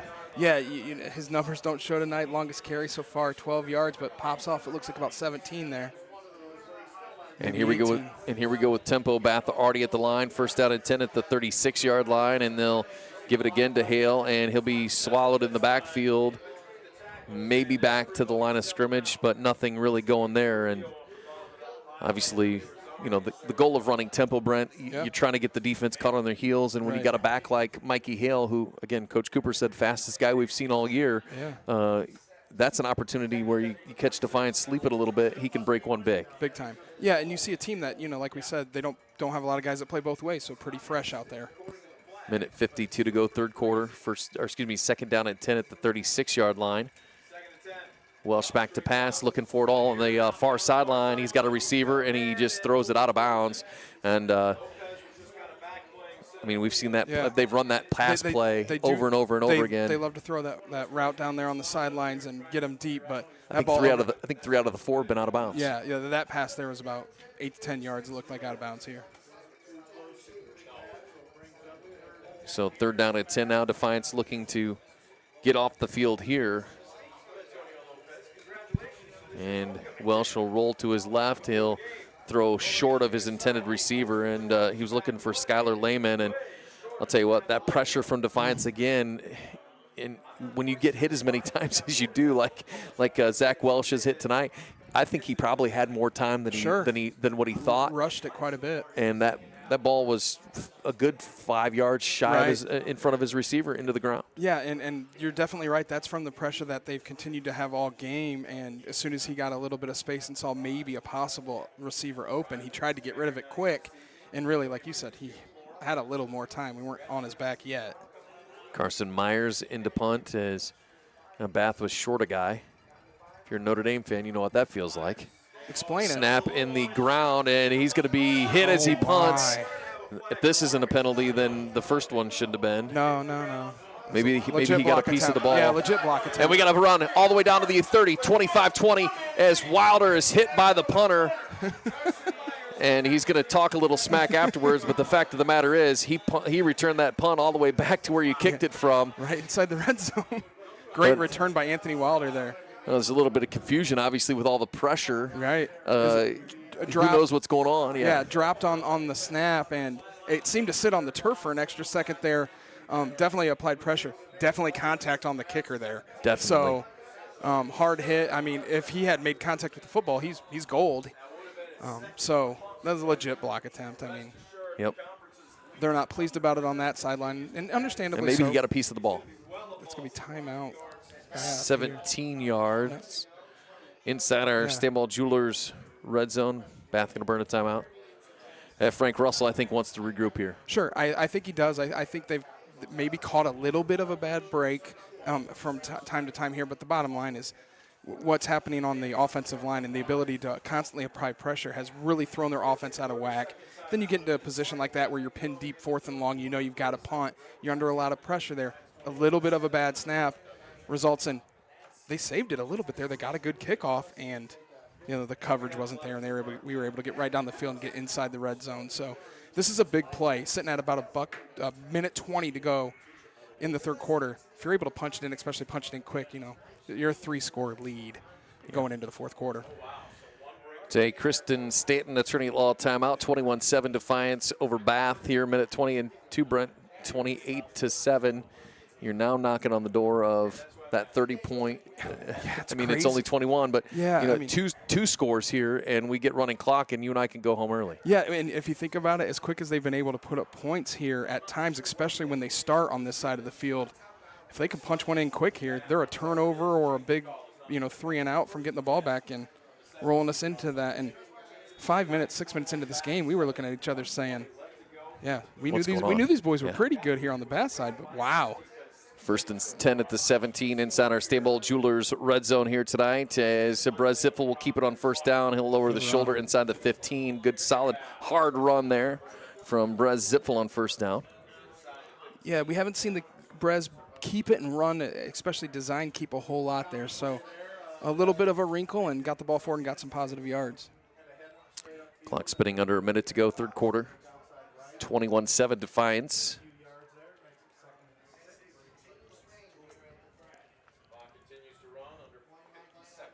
Two backs in the backfield now, Rubio and Castillo with Brez Ziffel. And it'll be Castillo with it. He just pushes guys out of the way all the way. His blocker was in the way. He just shoved him out of the way. Wow. I could see that without my binoculars. For sure. They're going to give it to him at the 11-yard line. So it'll be third down and about 4 or 5 maybe. So Yeah, with the clock running here and the play clock being still above 20, they can decide if they want to let this run out. So you're up by 2 scores. Yeah, flip it. Flip it the other way Yep. and burn that rest of that third quarter time off there. Absolutely. We played 3 here. Another Friday at the Fred. Defiance 21, Bath 7. Fourth quarter next here on DCTV Sports.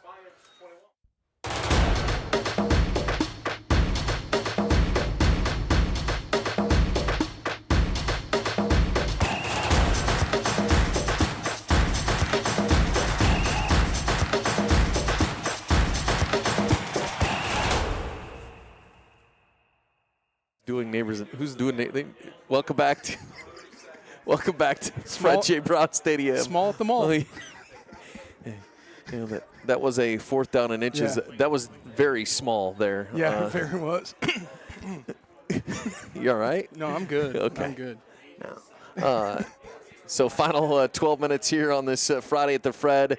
And the Defiance faithful, obviously the student section down there, they're ready for homecoming to start now. Yeah, they definitely are. You know, you have a lot of students in house tonight with, you know, with it being Spirit Week and all that fun stuff that comes with homecoming. Students all getting free at all all getting athletic free events this week. So you see them out in full force tonight, and it's been a little bit of boost here from the stands.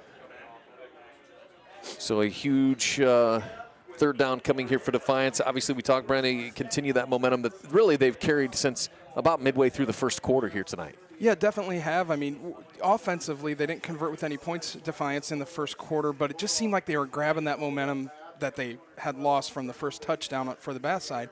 They haven't allowed much yardage since, really, at all, and offensively, they've been able to put some drives together and make some big plays. So it'll be, looks like Brez back to pass here. He's going to run it. He'll have the first down. He's looking for more, and he'll go out of bounds inside the 5, and he'll have enough for a first down. That was a smart play by Brez Ziffel. Yeah, great coverage by Bath. Great read, and to bounce to the outside and just get you about 7 yards, get you the first down, but now you're first and goal about the 4-yard line. Drive continues inside our Stanball Jewelers red zone here tonight. We're inside the red zone. I believe our good friend Scott Stanball was on his way to Belgium now. Is he really? He makes doing those it? trips to does, Belgium for the Diamonds. Antwerp. And where not Antwerp. Drew Ultimus is from. Yeah, not that Antwerp.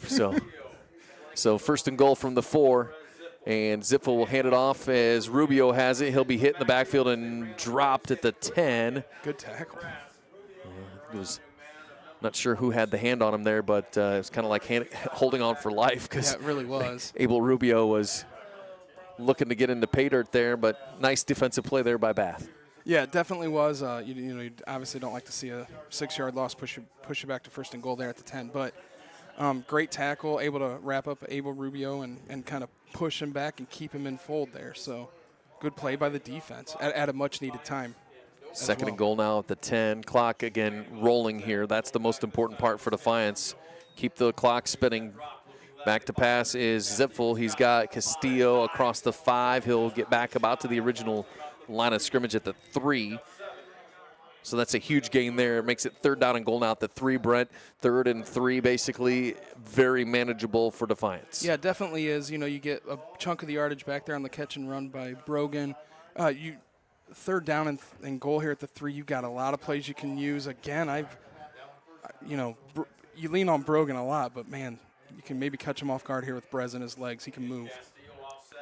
So it'll be Wilder in the motion, but it'll be Brez Ziffel. I think you called that. Yeah, I mean, I know that coach down there on the sideline and kind of what he likes to do. So a 3-yard touchdown run for Brez Ziffel, and the Bulldogs tack on another 6 points here in the fourth quarter now. Yep. And how about this? Nicasio Hall, who I believe, now Brent, I didn't ask Coach Cooper when I talked to him earlier this week, but I believe this was the kicker originally on the roster before he got hurt. Right. So good to see him out there, and Hall has it, and it's through. Yeah, he's a perfect 4 for 4 on the season. The right-footed Sebastian Janikowski right there. So the Bulldogs tack on another touchdown, 28-7, 10:33 to go in the ball game. We're back after this on DCTV Sports.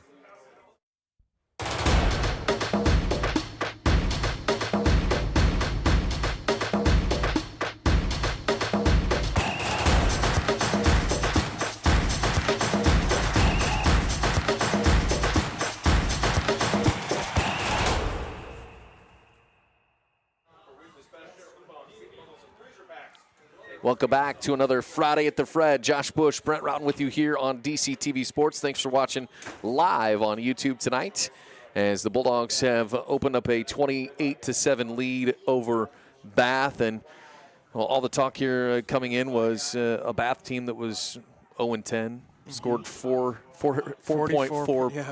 points all season last year. 4.4 points a game. They were coming in at a clip at almost 29 points a game, and outside of that first drive have literally done nothing on offense here tonight. And, I mean, only 7 points, but, you know, this offense has looked a lot better than that output. The ability to put the pressure has just been the story for Defiance. Once they were able to crack that code, it's really been game on for them. And a short kick returned by Bath out across the 35 to the 40-yard line. Let's get our Mark Moats Ford scoring drive summary. That drive took about 3 minutes and 20 seconds. It went 7 plays and only went 17 yards, obviously, because of the good starting spot. Return there. All capped off, or started by that punt return by Anthony Wilder. It was capped off by a 3-yard touchdown run by Brett Ziffel. Point after was good. Defiance 28-7 as Brett Ziffel has his first Premier Bank touchdown of the night. First down and 10 now for Bath at their own 41-yard line. And back to pass on first down. It'll be complete out of midfield. Great pass. And Logan Markley with the reception there. Yeah, just great tackle, but, man, just a nice-looking ball. And Bath will pick up tempo here, and now we got a penalty marker, and they weren't set. So the pass was enough for a first down. And see exactly how many yards was that? 10, pretty even right on the stick. So how about that? Yeah. We talk about staying on schedule right there. That's an easy way to stay on schedule. Get 10 every time. It works. It works. False start against Bath. First down and 15 now, back at the 46-yard line. In a 5-receiver set. Play clock spinning 10 seconds.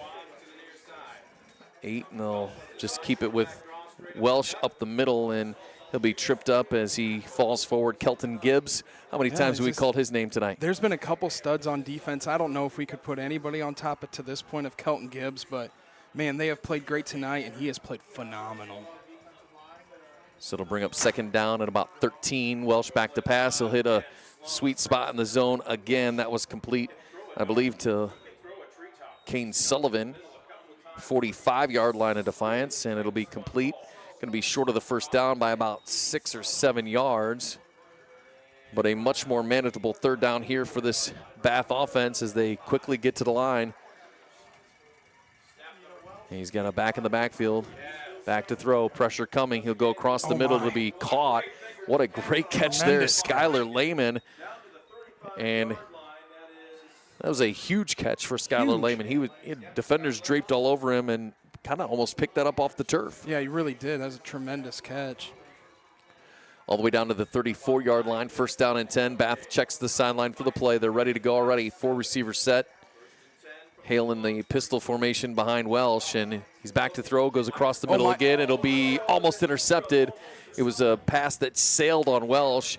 Garrett Rodenberger was there, and see, Abel Rubio looks like he was back in behind. That's a dangerous spot with a very opportunistic defense. Yeah, you could see that, especially at our angle, that ball take off. And you know when it goes to the middle of the field with that many defenders back there, boy, if it hangs up too long, it's going to be picked. Second and 10 now, 34-yard line, just looking to get it out of the backfield to Hale, and he'll just go forward across the 30 down near the 27, 28-yard line. And that's kind of that extension of a run game here when you got a speedy guy like Mikey Hale. Yeah, it is. You want to get him some space out there. Yep. They haven't been able to run the football, so why not try something like that? Yeah, it brings up big third down. 3rd and 3 at the 27. And they'll run option to the left. Welsh will keep it this time, cuts it back up the middle. He's got Green. He's at the 20, 15, 10, 5. It'll go into the end zone for a Bath touchdown. It's a 27-yard touchdown run. As, well, Brent, there's a reason why he has 11 touchdowns coming in here tonight. You saw that exact call right there of what they want to do and how they like to do it with the perfect spot to just drop back like you're going to pass, tuck it in, and there was Green everywhere. 27-yard touchdown run for Welsh as the left-footed Jacob Lepley will be on for the point after. And he will boot it through. And Bath is able to cut that lead down a little bit here in this fourth quarter. Defiance 28, Bath 14, 8:39 to go in the ball game. We're back after this on DC TV Sports.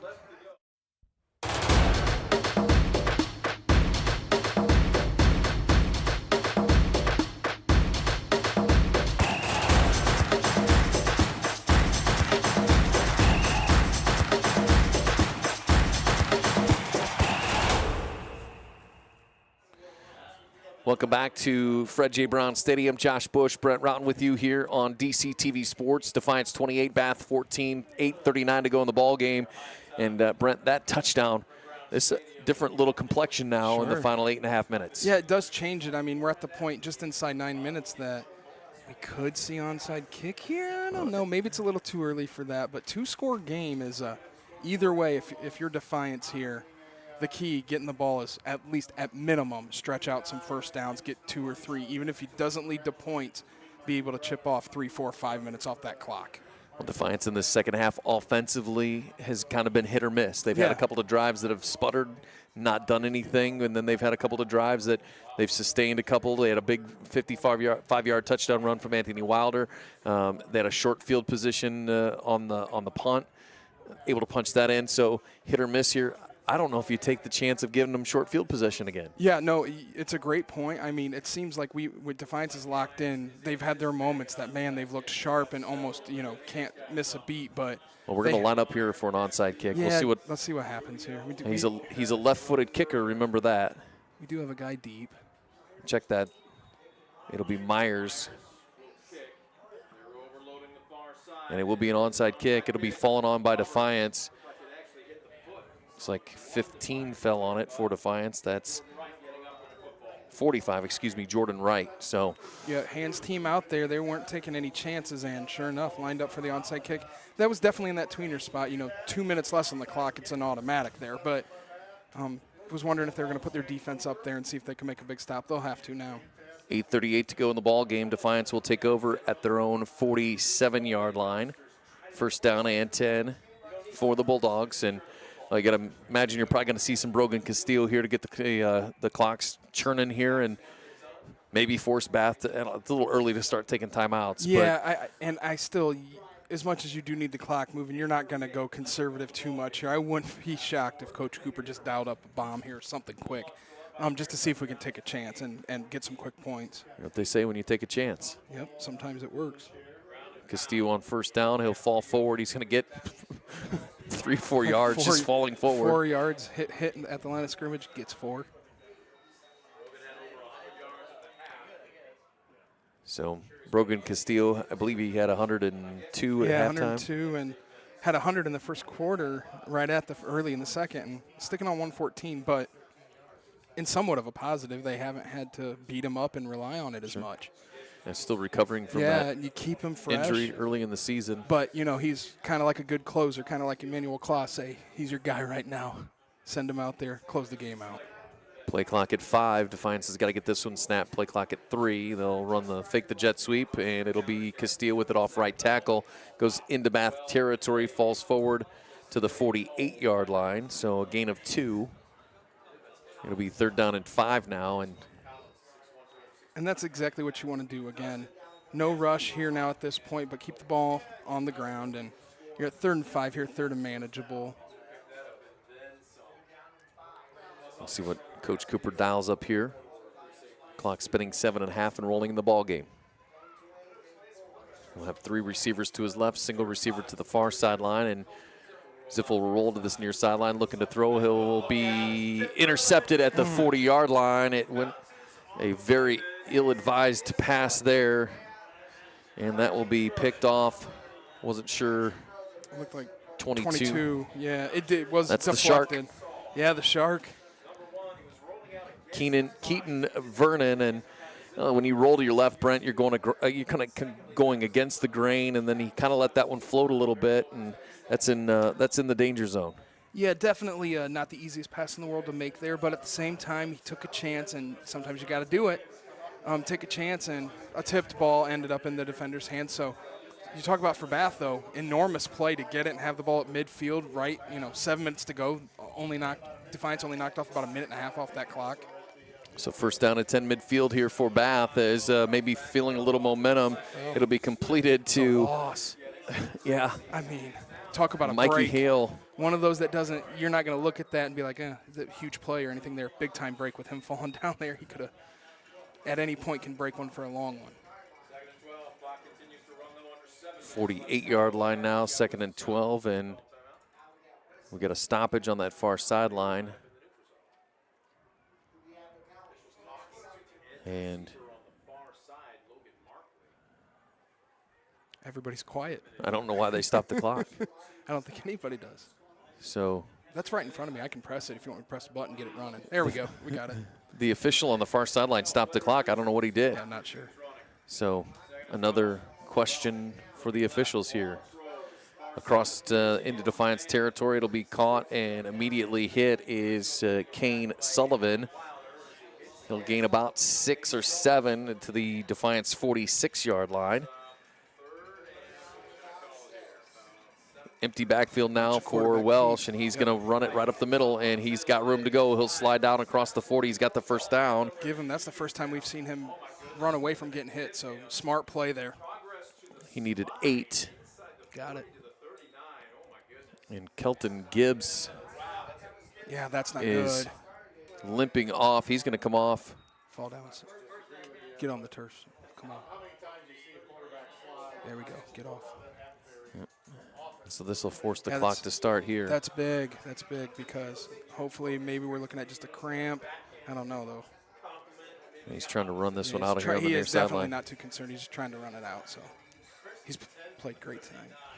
Halfway home, 4th quarter, first down at 10 as Welsh is flushed out of the pocket. He'll stop and throw it. It's complete at the 25-yard line, near the 20-yard line now. It was caught by 17. That's Skylar Lehman with the reception. That'll be a first down, and right at the 20-yard line, knocking on the door of our Stanball Jewelers red zone. 1st and 10 at the 20. And Bath will just run it up the middle with Welsh. He's got room to go, and he's going to go into the end zone for a touchdown. His second one in as many drives. And Welsh will go into the end zone for a 20-yard run. And just like that, this game has taken on a whole different complexion here for this Bath Wildcats team. Yeah, you could see that developing, and we just saw it down there, almost the exact same spot. That one for 20 yards, a little bit shorter, but the C's parted the middle of the field there, and when Welsh sees that, he tucks it and runs, and he can get there quick. Extra point, up and through. So the extra point is good, and Bath will tack on another one, cuts this lead to 7. Defiance 28, Bath 21. We're back after this on DC TV Sports.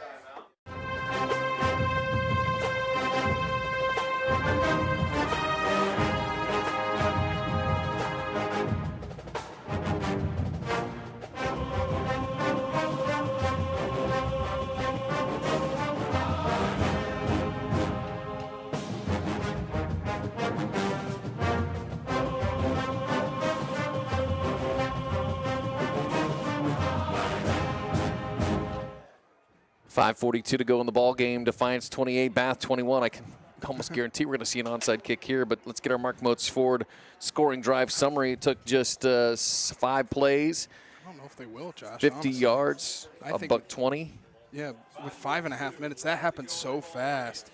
5.5 minutes, they've got plenty of time, only one score down. 20-yard touchdown run there from Zach Welch. The point after was good, and another Premier Bank touchdown for Zach Welch. 28-21, our Mark Motes Ford scoring drive summary. As it does look like they're going to boot it deep here. Yeah. Good call, Brent. I mean, it's happened so fast. Monster chime in there, Marty. 20, here we go. Rubio across the 30, 35, and out near the 40-yard line. Maybe a little spark that this Defiance offense needs here. You really need that, and you can't afford to go 3 and out here now. You got the ball, you got it out right near the 40. This is where you've got to turn it on, and really you have a chance to ice this game out, even with 2 timeouts for Bath, 5.5 minutes. But you have 2 options here. You got to methodically move this ball down and run that clock out, or punch it in. for 6, and then you should be in pretty good position at that point. But a turnover, a misplay, a 3-and-out, those major things could be trouble. Let's think about this. Elida scored with 13 seconds in the game I know. last week to steal the win there. We saw the Van Wert game back Van and Wert, forth. yeah, that was a shootout. Defiance loses 2 games this season by a combined 2 points. Right. And we're in a 7-point ball game here late in the 4th quarter. Little misdirection. Second man through will be Castillo, and the Bath defense knew it was coming. Ball's out. They fumbled it. Oh, my Lord. And a 3rd turnover in the last 4 drives as Brogan Castillo fumbles the football on 1st down. And of all things you don't expect to see, it's that play right there. But, man, you talk about everything breaking right now for the Wildcats. It is happening. So 8 seconds come off the clock. Defiance loses 2 yards and the football. Unbelievable. And the Bath offense, who has up until that last 2 drives has done nothing with the football since the first drive of the game. Momentum is a key part of this game, and you're seeing it right here. Exactly why. Opposite ends for both teams. So Bath will be back to pass with Welsh, and is he gonna run? No, he's gonna be hit. Nope, he goes forward. He's gonna turn a whole lot of nothing into quite a bit of something there. Yeah, definitely looked like he was going to be hit behind the line of scrimmage, maybe even twice. Ended up getting through and picking up a solid 6, 5. Down to the 27-yard line. Give him 5, 2nd down and 5. Trips to his left. He'll hand it off on 2nd down to Hale. He's going to have the 1st down. And you can hear this crowd on this Defiance really sideline can. has gotten real quiet. I mean, the good thing here is you've got a chance. You got to lock it in now. There's bend but don't break, and they've got to go for the pay dirt. So you're going to have some opportunities here to get stops. You just got to pull through and get them completed. If I'm Defiance, I'm going to be putting somebody on Sam Welsh, or excuse me, Zach Welsh, because 100%. he has burnt you for 2 touchdowns. He's going to scramble. He'll be flushed out of the pocket. He's still on his feet at the 25-20. He'll just run out of bounds inside our Stanball Jewelers red zone at the 17-yard line. I think the Defiance coaches are saying, what about a hold? Yeah, there was a hold. There was a good block. If it was legal, there was real close. So, you know, I mean, Welsh was patient there and showed what he can do with his legs like he's been doing all here in the 4th quarter. But patience paid off for him for sure. 2nd and 1 at the 17-yard line. And he'll be back to pass. He's going to look for Hale on this right sideline. We've seen this play several times, and he'll stretch for the end zone. He's going to be short at the 1. A shoe came off. Oh, Brent, we've seen that play, and this is what they've been trying to do. He needed 17 yards. It's an extension of the run. Very much. He gets all the way down to the 1-yard line, and it's excuse me. Oh my, this is huge. That ball was going to be inside the 1. They're calling that. I didn't see that. I thought They're it was calling a block in the back. I didn't see it. They threw a flag for a block in the back. So that's a 15-yarder, if I'm not mistaken. That is huge in terms of. So this will, oh no, just a 5-yard penalty? Okay. So it must have been illegal use of the hands. Yep. A little handsy out there. Getting a little handsy. So this will make it 2nd down at about 6, 7 yards at the 22-yard line. They need to get to the 16, so Welsh back to pass. Pocket collapses, pressure coming, he'll just throw it away. No, and receiver there. There was a receiver out there, Andrew Irizarry, with pressure there. And that will fall incomplete. It'll be 3rd down and 6. That's a big play by the Defiance defense there. It looked like he was going to have space, and his instinct, Welsh, the quarterback, was to get down and tuck it and run. Had a defender sliding, apply a little pressure. As soon as he saw that, got rid of the football. Clock stopped at 4:01 to go in the ball game on the incomplete pass. Big play. 4-down territory, obviously, here. Time, so yep. you need 2 big defensive plays here from your defense. And Welsh is just going to tuck it down and run again, and he'll have the 1st down inside the 15 at the 14-yard line. So it's about a couple extra than what he needed there, but got it. So back into the Stanball Jewelers red zone here with a 1st down at 10 at the 14-yard line. And nobody in the backfield. Welsh will throw on the near sideline. It'll be complete to Hale, who'll elude the first tackler and pocket. Down. At some point, they got to blow the whistle. Yeah, I mean, Wow. they're definitely making a point to obviously let play continue, but that one there, that hung for a very long time. So the ball down at the 5-yard line. It's going to be about a yard shy of the first down. They can get a first down here at the 4. Correct. Clock spinning near the 3-minute mark as Bath huddles here. Yeah, that's something we haven't seen a whole lot tonight, but yeah, see a huddle. There was a couple times. I'm going to be honest with you, though. They're thinking maybe if we punch it in here, yeah, you know, they don't necessarily need to huddle as much, but we don't see that play clock rolling inside 7 like it is now too often. I tell you what, they're going to have to. they might have to burn a timeout here. Oh, they're calling to reset. Okay. Oh, they reset it for them. Of course they did. T formation. Interesting. And it'll be Hale with it. He'll cut to the left side. He'll be close to the goal line. Did he get in? No, he's going to be short. Same spot he was when they called the penalty earlier. So he'll be down at the 1-yard line. Bath will not waste any time here. They're going to come right back to the line. First and goal at the 1. And Welsh, he'll dive forward. He's short. And he didn't get it. Yeah, same spot and landed right in the same spot. So they're going to say pushed back. Second and goal now at the 1.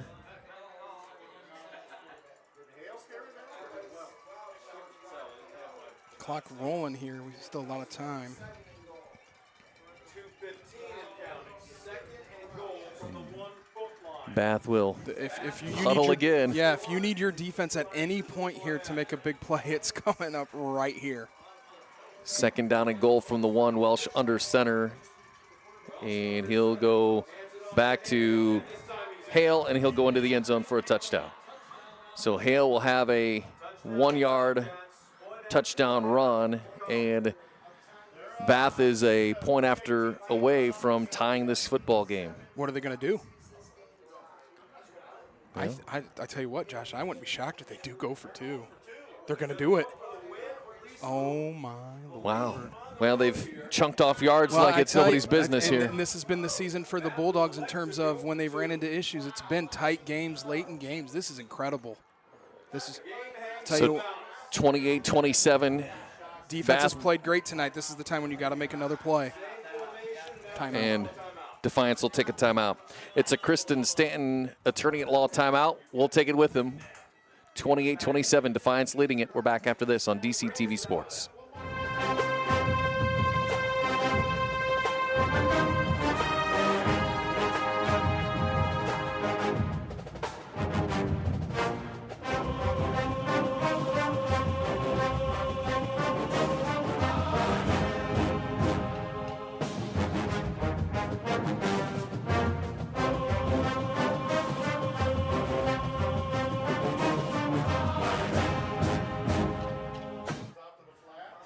Welcome back to Fred J. Brown Stadium, 28-27, Defiance with a 1-point lead here. Bath lining up to go for 2.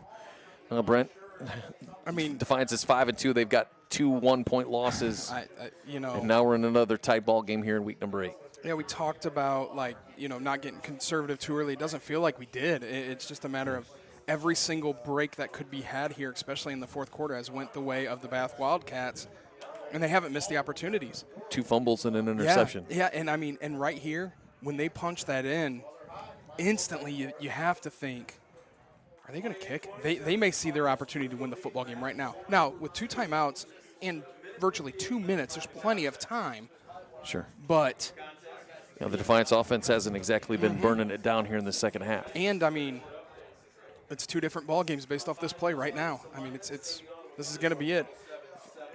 If you love football, you love this right here. Happy to have you along here on YouTube. If you love Defiance, we're a little scared right now. So a 2-point conversion, they'll empty the backfield. Got to be maybe expecting a Welsh run here. Yeah, I think he's going to try to roll out and look for something with the idea of tucking it and running it. If he doesn't see anything quick, we'll see.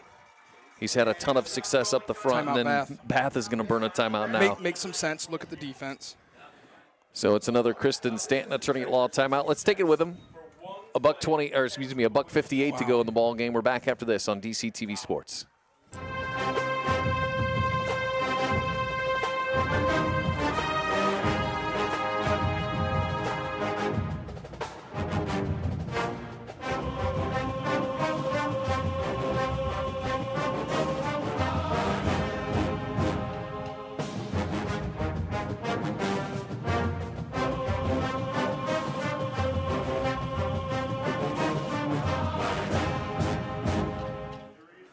Welcome back to Fred J. Brown Stadium. All right, third time's the charm here. We're gonna get this play off now. Are they kicking? No. They're kicking.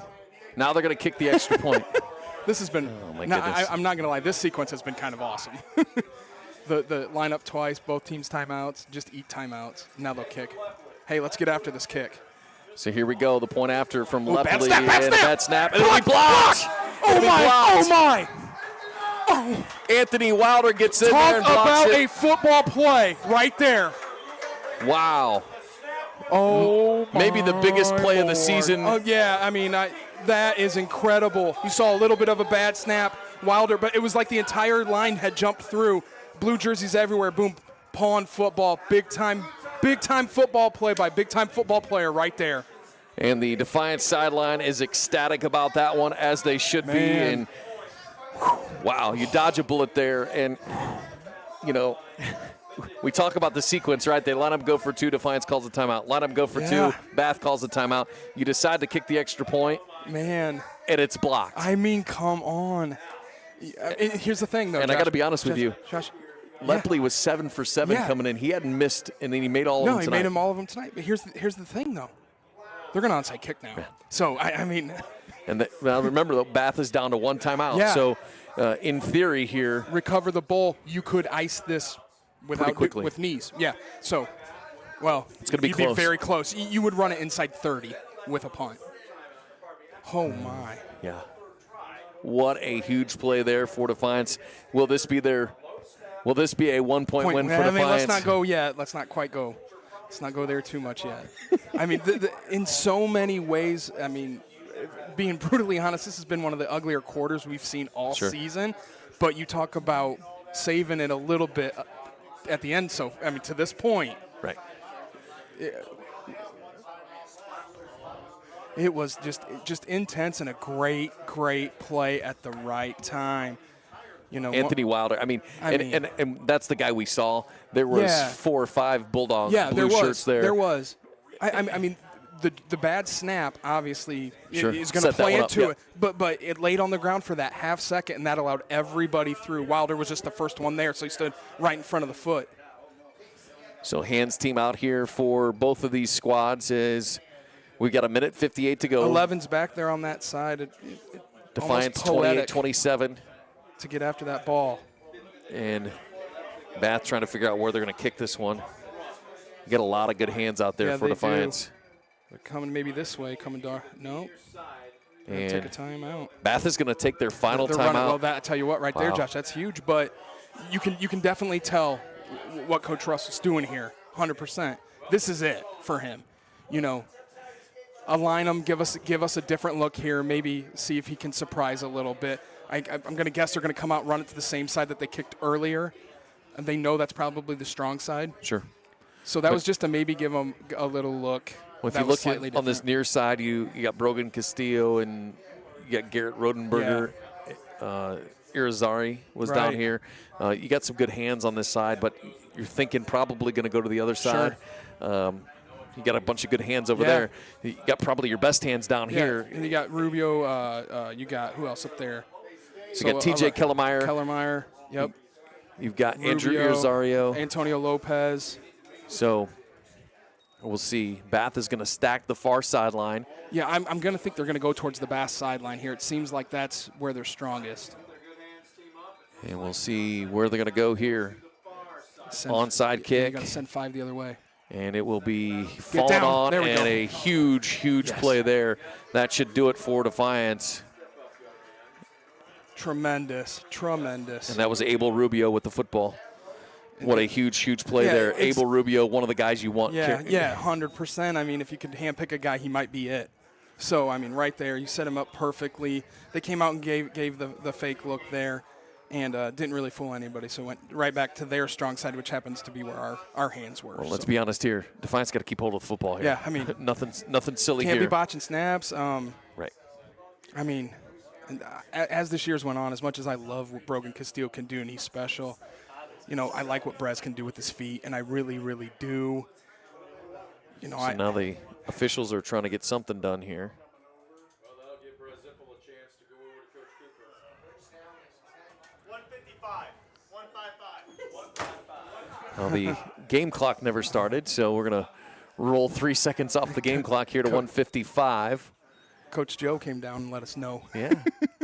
Yeah. So here we go. We got a play in from the sideline here. Obviously, no timeouts for Bath. Defiance, hold on to the football. Don't do anything silly here. Yeah, should be able to run this clock out. Let's run this clock.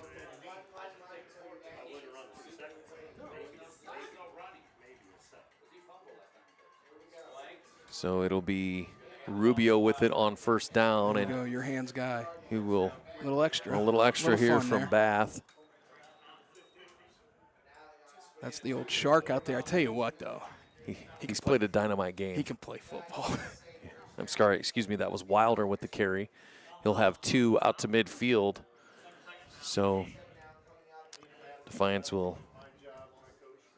Yeah, you got the clock rolling here inside now, a minute and a half, 20 on the play clock. Yeah, you just got to let this thing. We should be able to run this out. It's going to be close. Really close.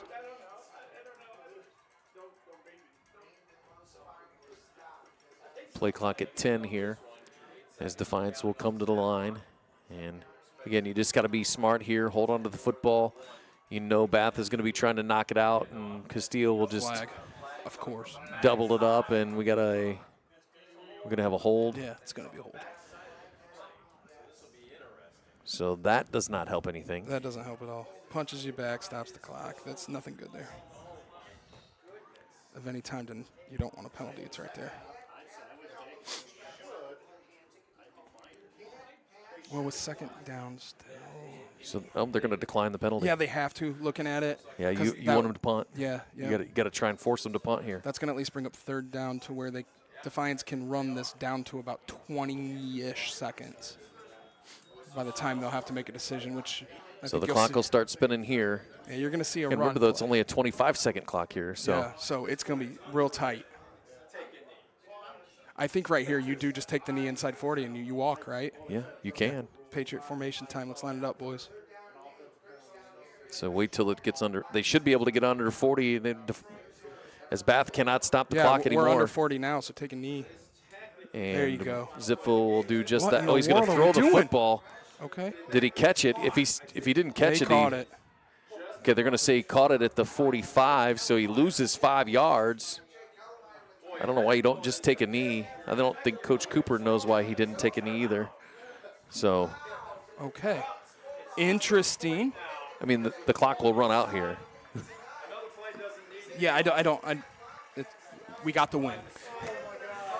So it was an eventful night here at the Fred, but Defiance comes home with a victory. It's a win on homecoming night by a final score of 28-27. Our post-game show is next here on DCTV Sports. What's he doing? I don't think he knew.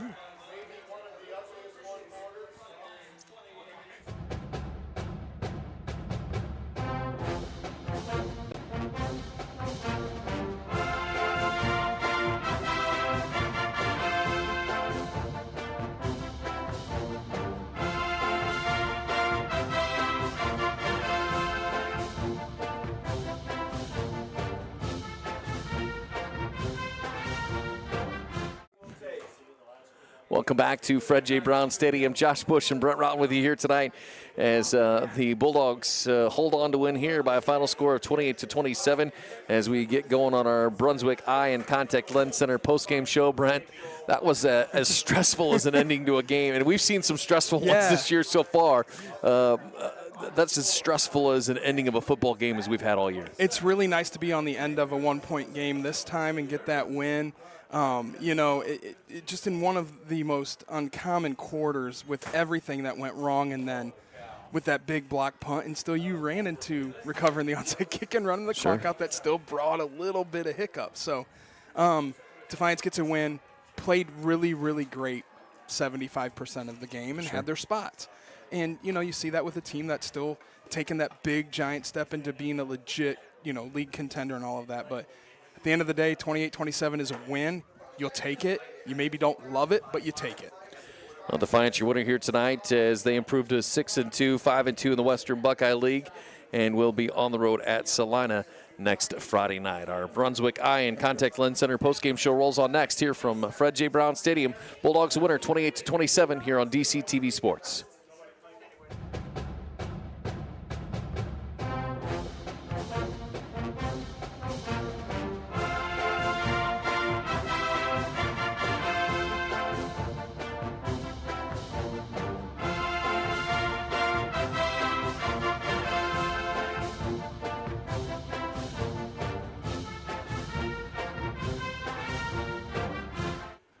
Welcome back to our Brunswick Eye and Contact Lens Center post-game show. Josh Bush, Brett Round with you. Bulldogs win here on homecoming night, 28-27. Let's recap the scoring.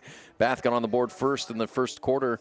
Mikey Hale, a 3-yard touchdown run. Point after was good, and Bath led it by a score of 7-0. That would be it for Bath until the last half of the last quarter. It's amazing. Couple of scores in the second quarter for Defiance. Brez Zippel found Anthony Wilder, 18 yards, point after good, tied it at 7. Then Anthony Wilder from Brez Zippel, 20 yards, point after good. They went into the locker room at halftime up 14-7.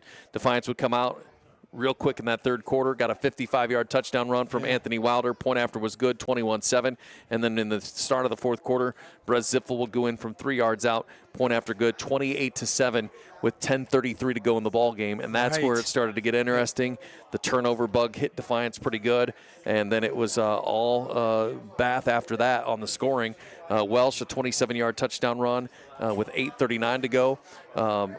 Welsh with a 20-yard touchdown run with 5:42 to go. And then with 1:58 to go, Mikey Hale goes in from 1 yard out on a really kind of a bizarre series down at the goal line even. Yeah, it really was. And then we had a 2-point try, Defiance timeout, 2-point try, Bath timeout. Coming out of that, they line up for the point after. Botch snap into the turf, and Defiance able to get in there. Anthony Wilder among the Bulldogs in there with their hands on it, blocks the point after. Our final score, 28-27. Yeah, I mean, you know, up and down, and just I can't imagine for those guys out there on the field, just emotionally draining. It has to be. But, you know, you got homecoming. They're young, right? Yeah. You got homecoming this weekend, and you really want to get that win. And we were talking running clock in the fourth quarter. I mean, really think about that. Start of the fourth quarter, you and I were saying, hey, one more score here. We get a stop, we get a score. Then we're going to have running clock. And, like, you snapped a finger, and they were kicking an extra point to tie the game. Yeah. So, like, just one of those games, you don't get those all that often where, you know, first 3 quarters, take away that first Bath possession. They played tremendous, Defiance did on defense, and then the offense made a couple mistakes, and the defense kind of fell back a little bit on its heels, and it got even or almost even pretty quick. So great to hold on, but man. Let's take a couple of highlight numbers, look at some final statistical numbers here tonight. Yeah, looking at Bath, Mikey Hale, the big guy, the big back that we were talking about, you know, 900 yards approaching 1,000, had 66 tonight. Was definitely a factor, just not as big as we thought. He added a touchdown. Zach Welsh ended the night with 88 yards on the ground, but if you consider sack yardage in there coming off of that, he was well over 120 yards. He also had 2 rushing touchdowns, one of 27, one of 20. Receiving-wise, Skylar Lehman had 3 catches, 46 yards. Kane Sullivan had 7 catches, 62 yards. Mikey Hale, the running back out of the backfield, had 5 catches for 31 yards. Ethan Cole, a catch for 11. Logan Markley, 2 catches, 17 yards. Zach Welsh through the air. Pretty impressive, especially in the second half, end of the day, with 159 yards through the air. The majority of it, 108 in the second half. So played very well, very impressive with the quarterback for Bath. Look at some numbers for the Bulldogs here tonight as well. Brogan Castillo ended the day running the ball with 114 yards, again stuck just over 100 yards in the first quarter. You know, definitely had his moments in the first half, but quiet in the second half. Still ended the night with a really good night at 114. Abel Rubio added a couple carries for 4 yards. Brez Zipfel had a big touchdown run in there, 20 yards, you know, with sack yardage included there, but a 3-yard touchdown as well. Anthony Wilder, though, had the big 55-yard touchdown, ended the night with 68 yards on the ground. Catching the ball through the air, Anthony Wilder was the playmaker tonight with, you know, that touchdown on the ground. I also had 4 catches, 55 yards, 2 of them, though, big touchdowns. Brady Borton added 2 catches for 26 yards. TJ Kellermeyer ended up with 2 catches, 2 yards. He had a negative 5-yard play there to end the game. Brogan Castillo, 1 catch, 7 yards. Brez through the air, 83 yards, had a pick, a big interception, had 2 touchdown passes, played really good. The end of the game there was a little puzzling, but at the end of the day, you came out with a win. That's what you want. Well, the final stat numbers here from a Defiance win, 28-27. We'll take another timeout on our Brunswick Eye and Contact Lens Center post-game show. When we come back, we'll wrap this thing up, and we'll start to look for candidates for our Steigman Automotive Group Player of the Game. That's next here on DCTV Sports.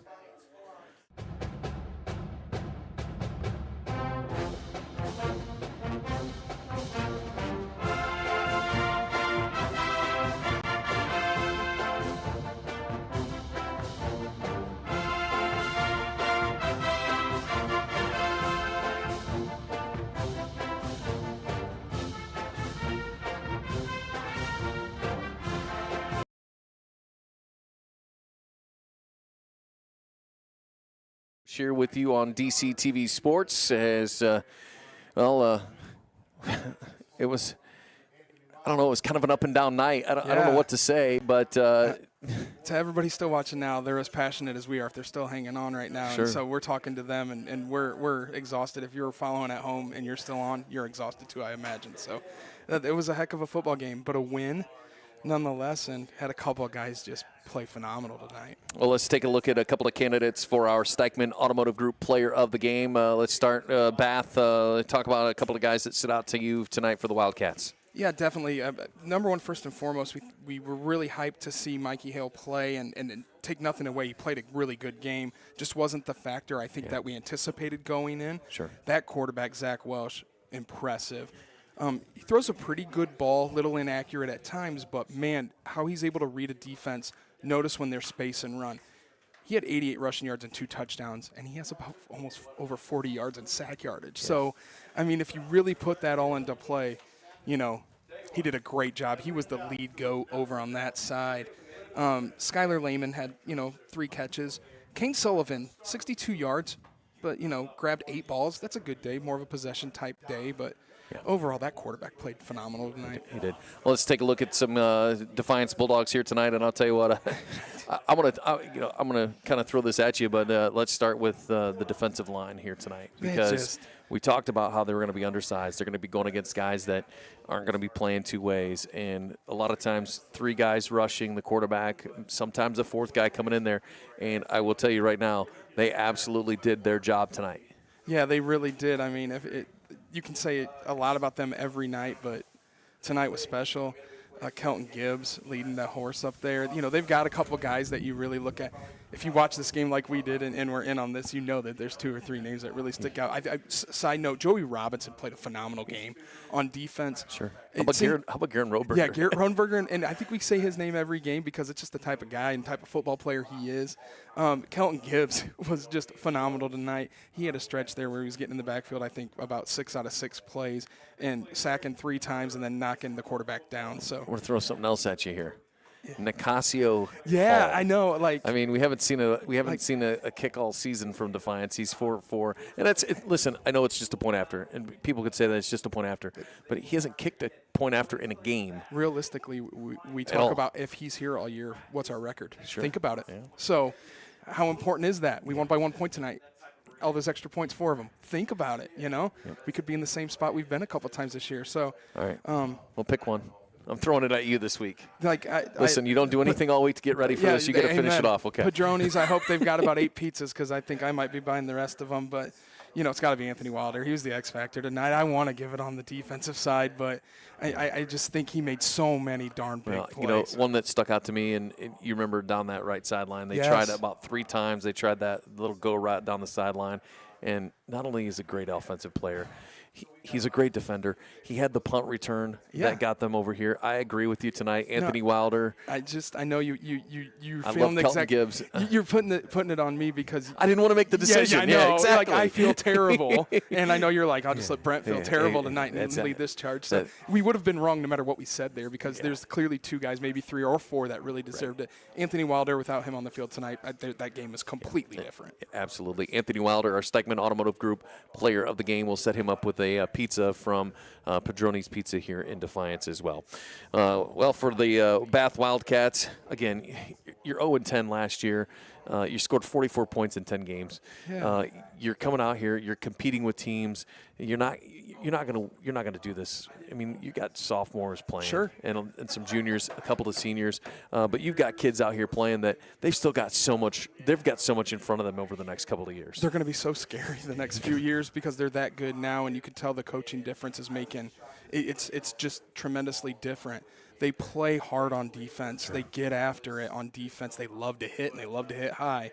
But offensively, they've got weapons, and they've got impressive ones. That's a team that they're 500 right now. They're better than even that. Yeah. And you Well, know, I talk mean, about a team that was really bad last Let's year. think about this. They lost to Van Wert. They hung with them for I half and know. got in a shootout. They lost to Kenton on a 55-yard Hail Mary as clock expired.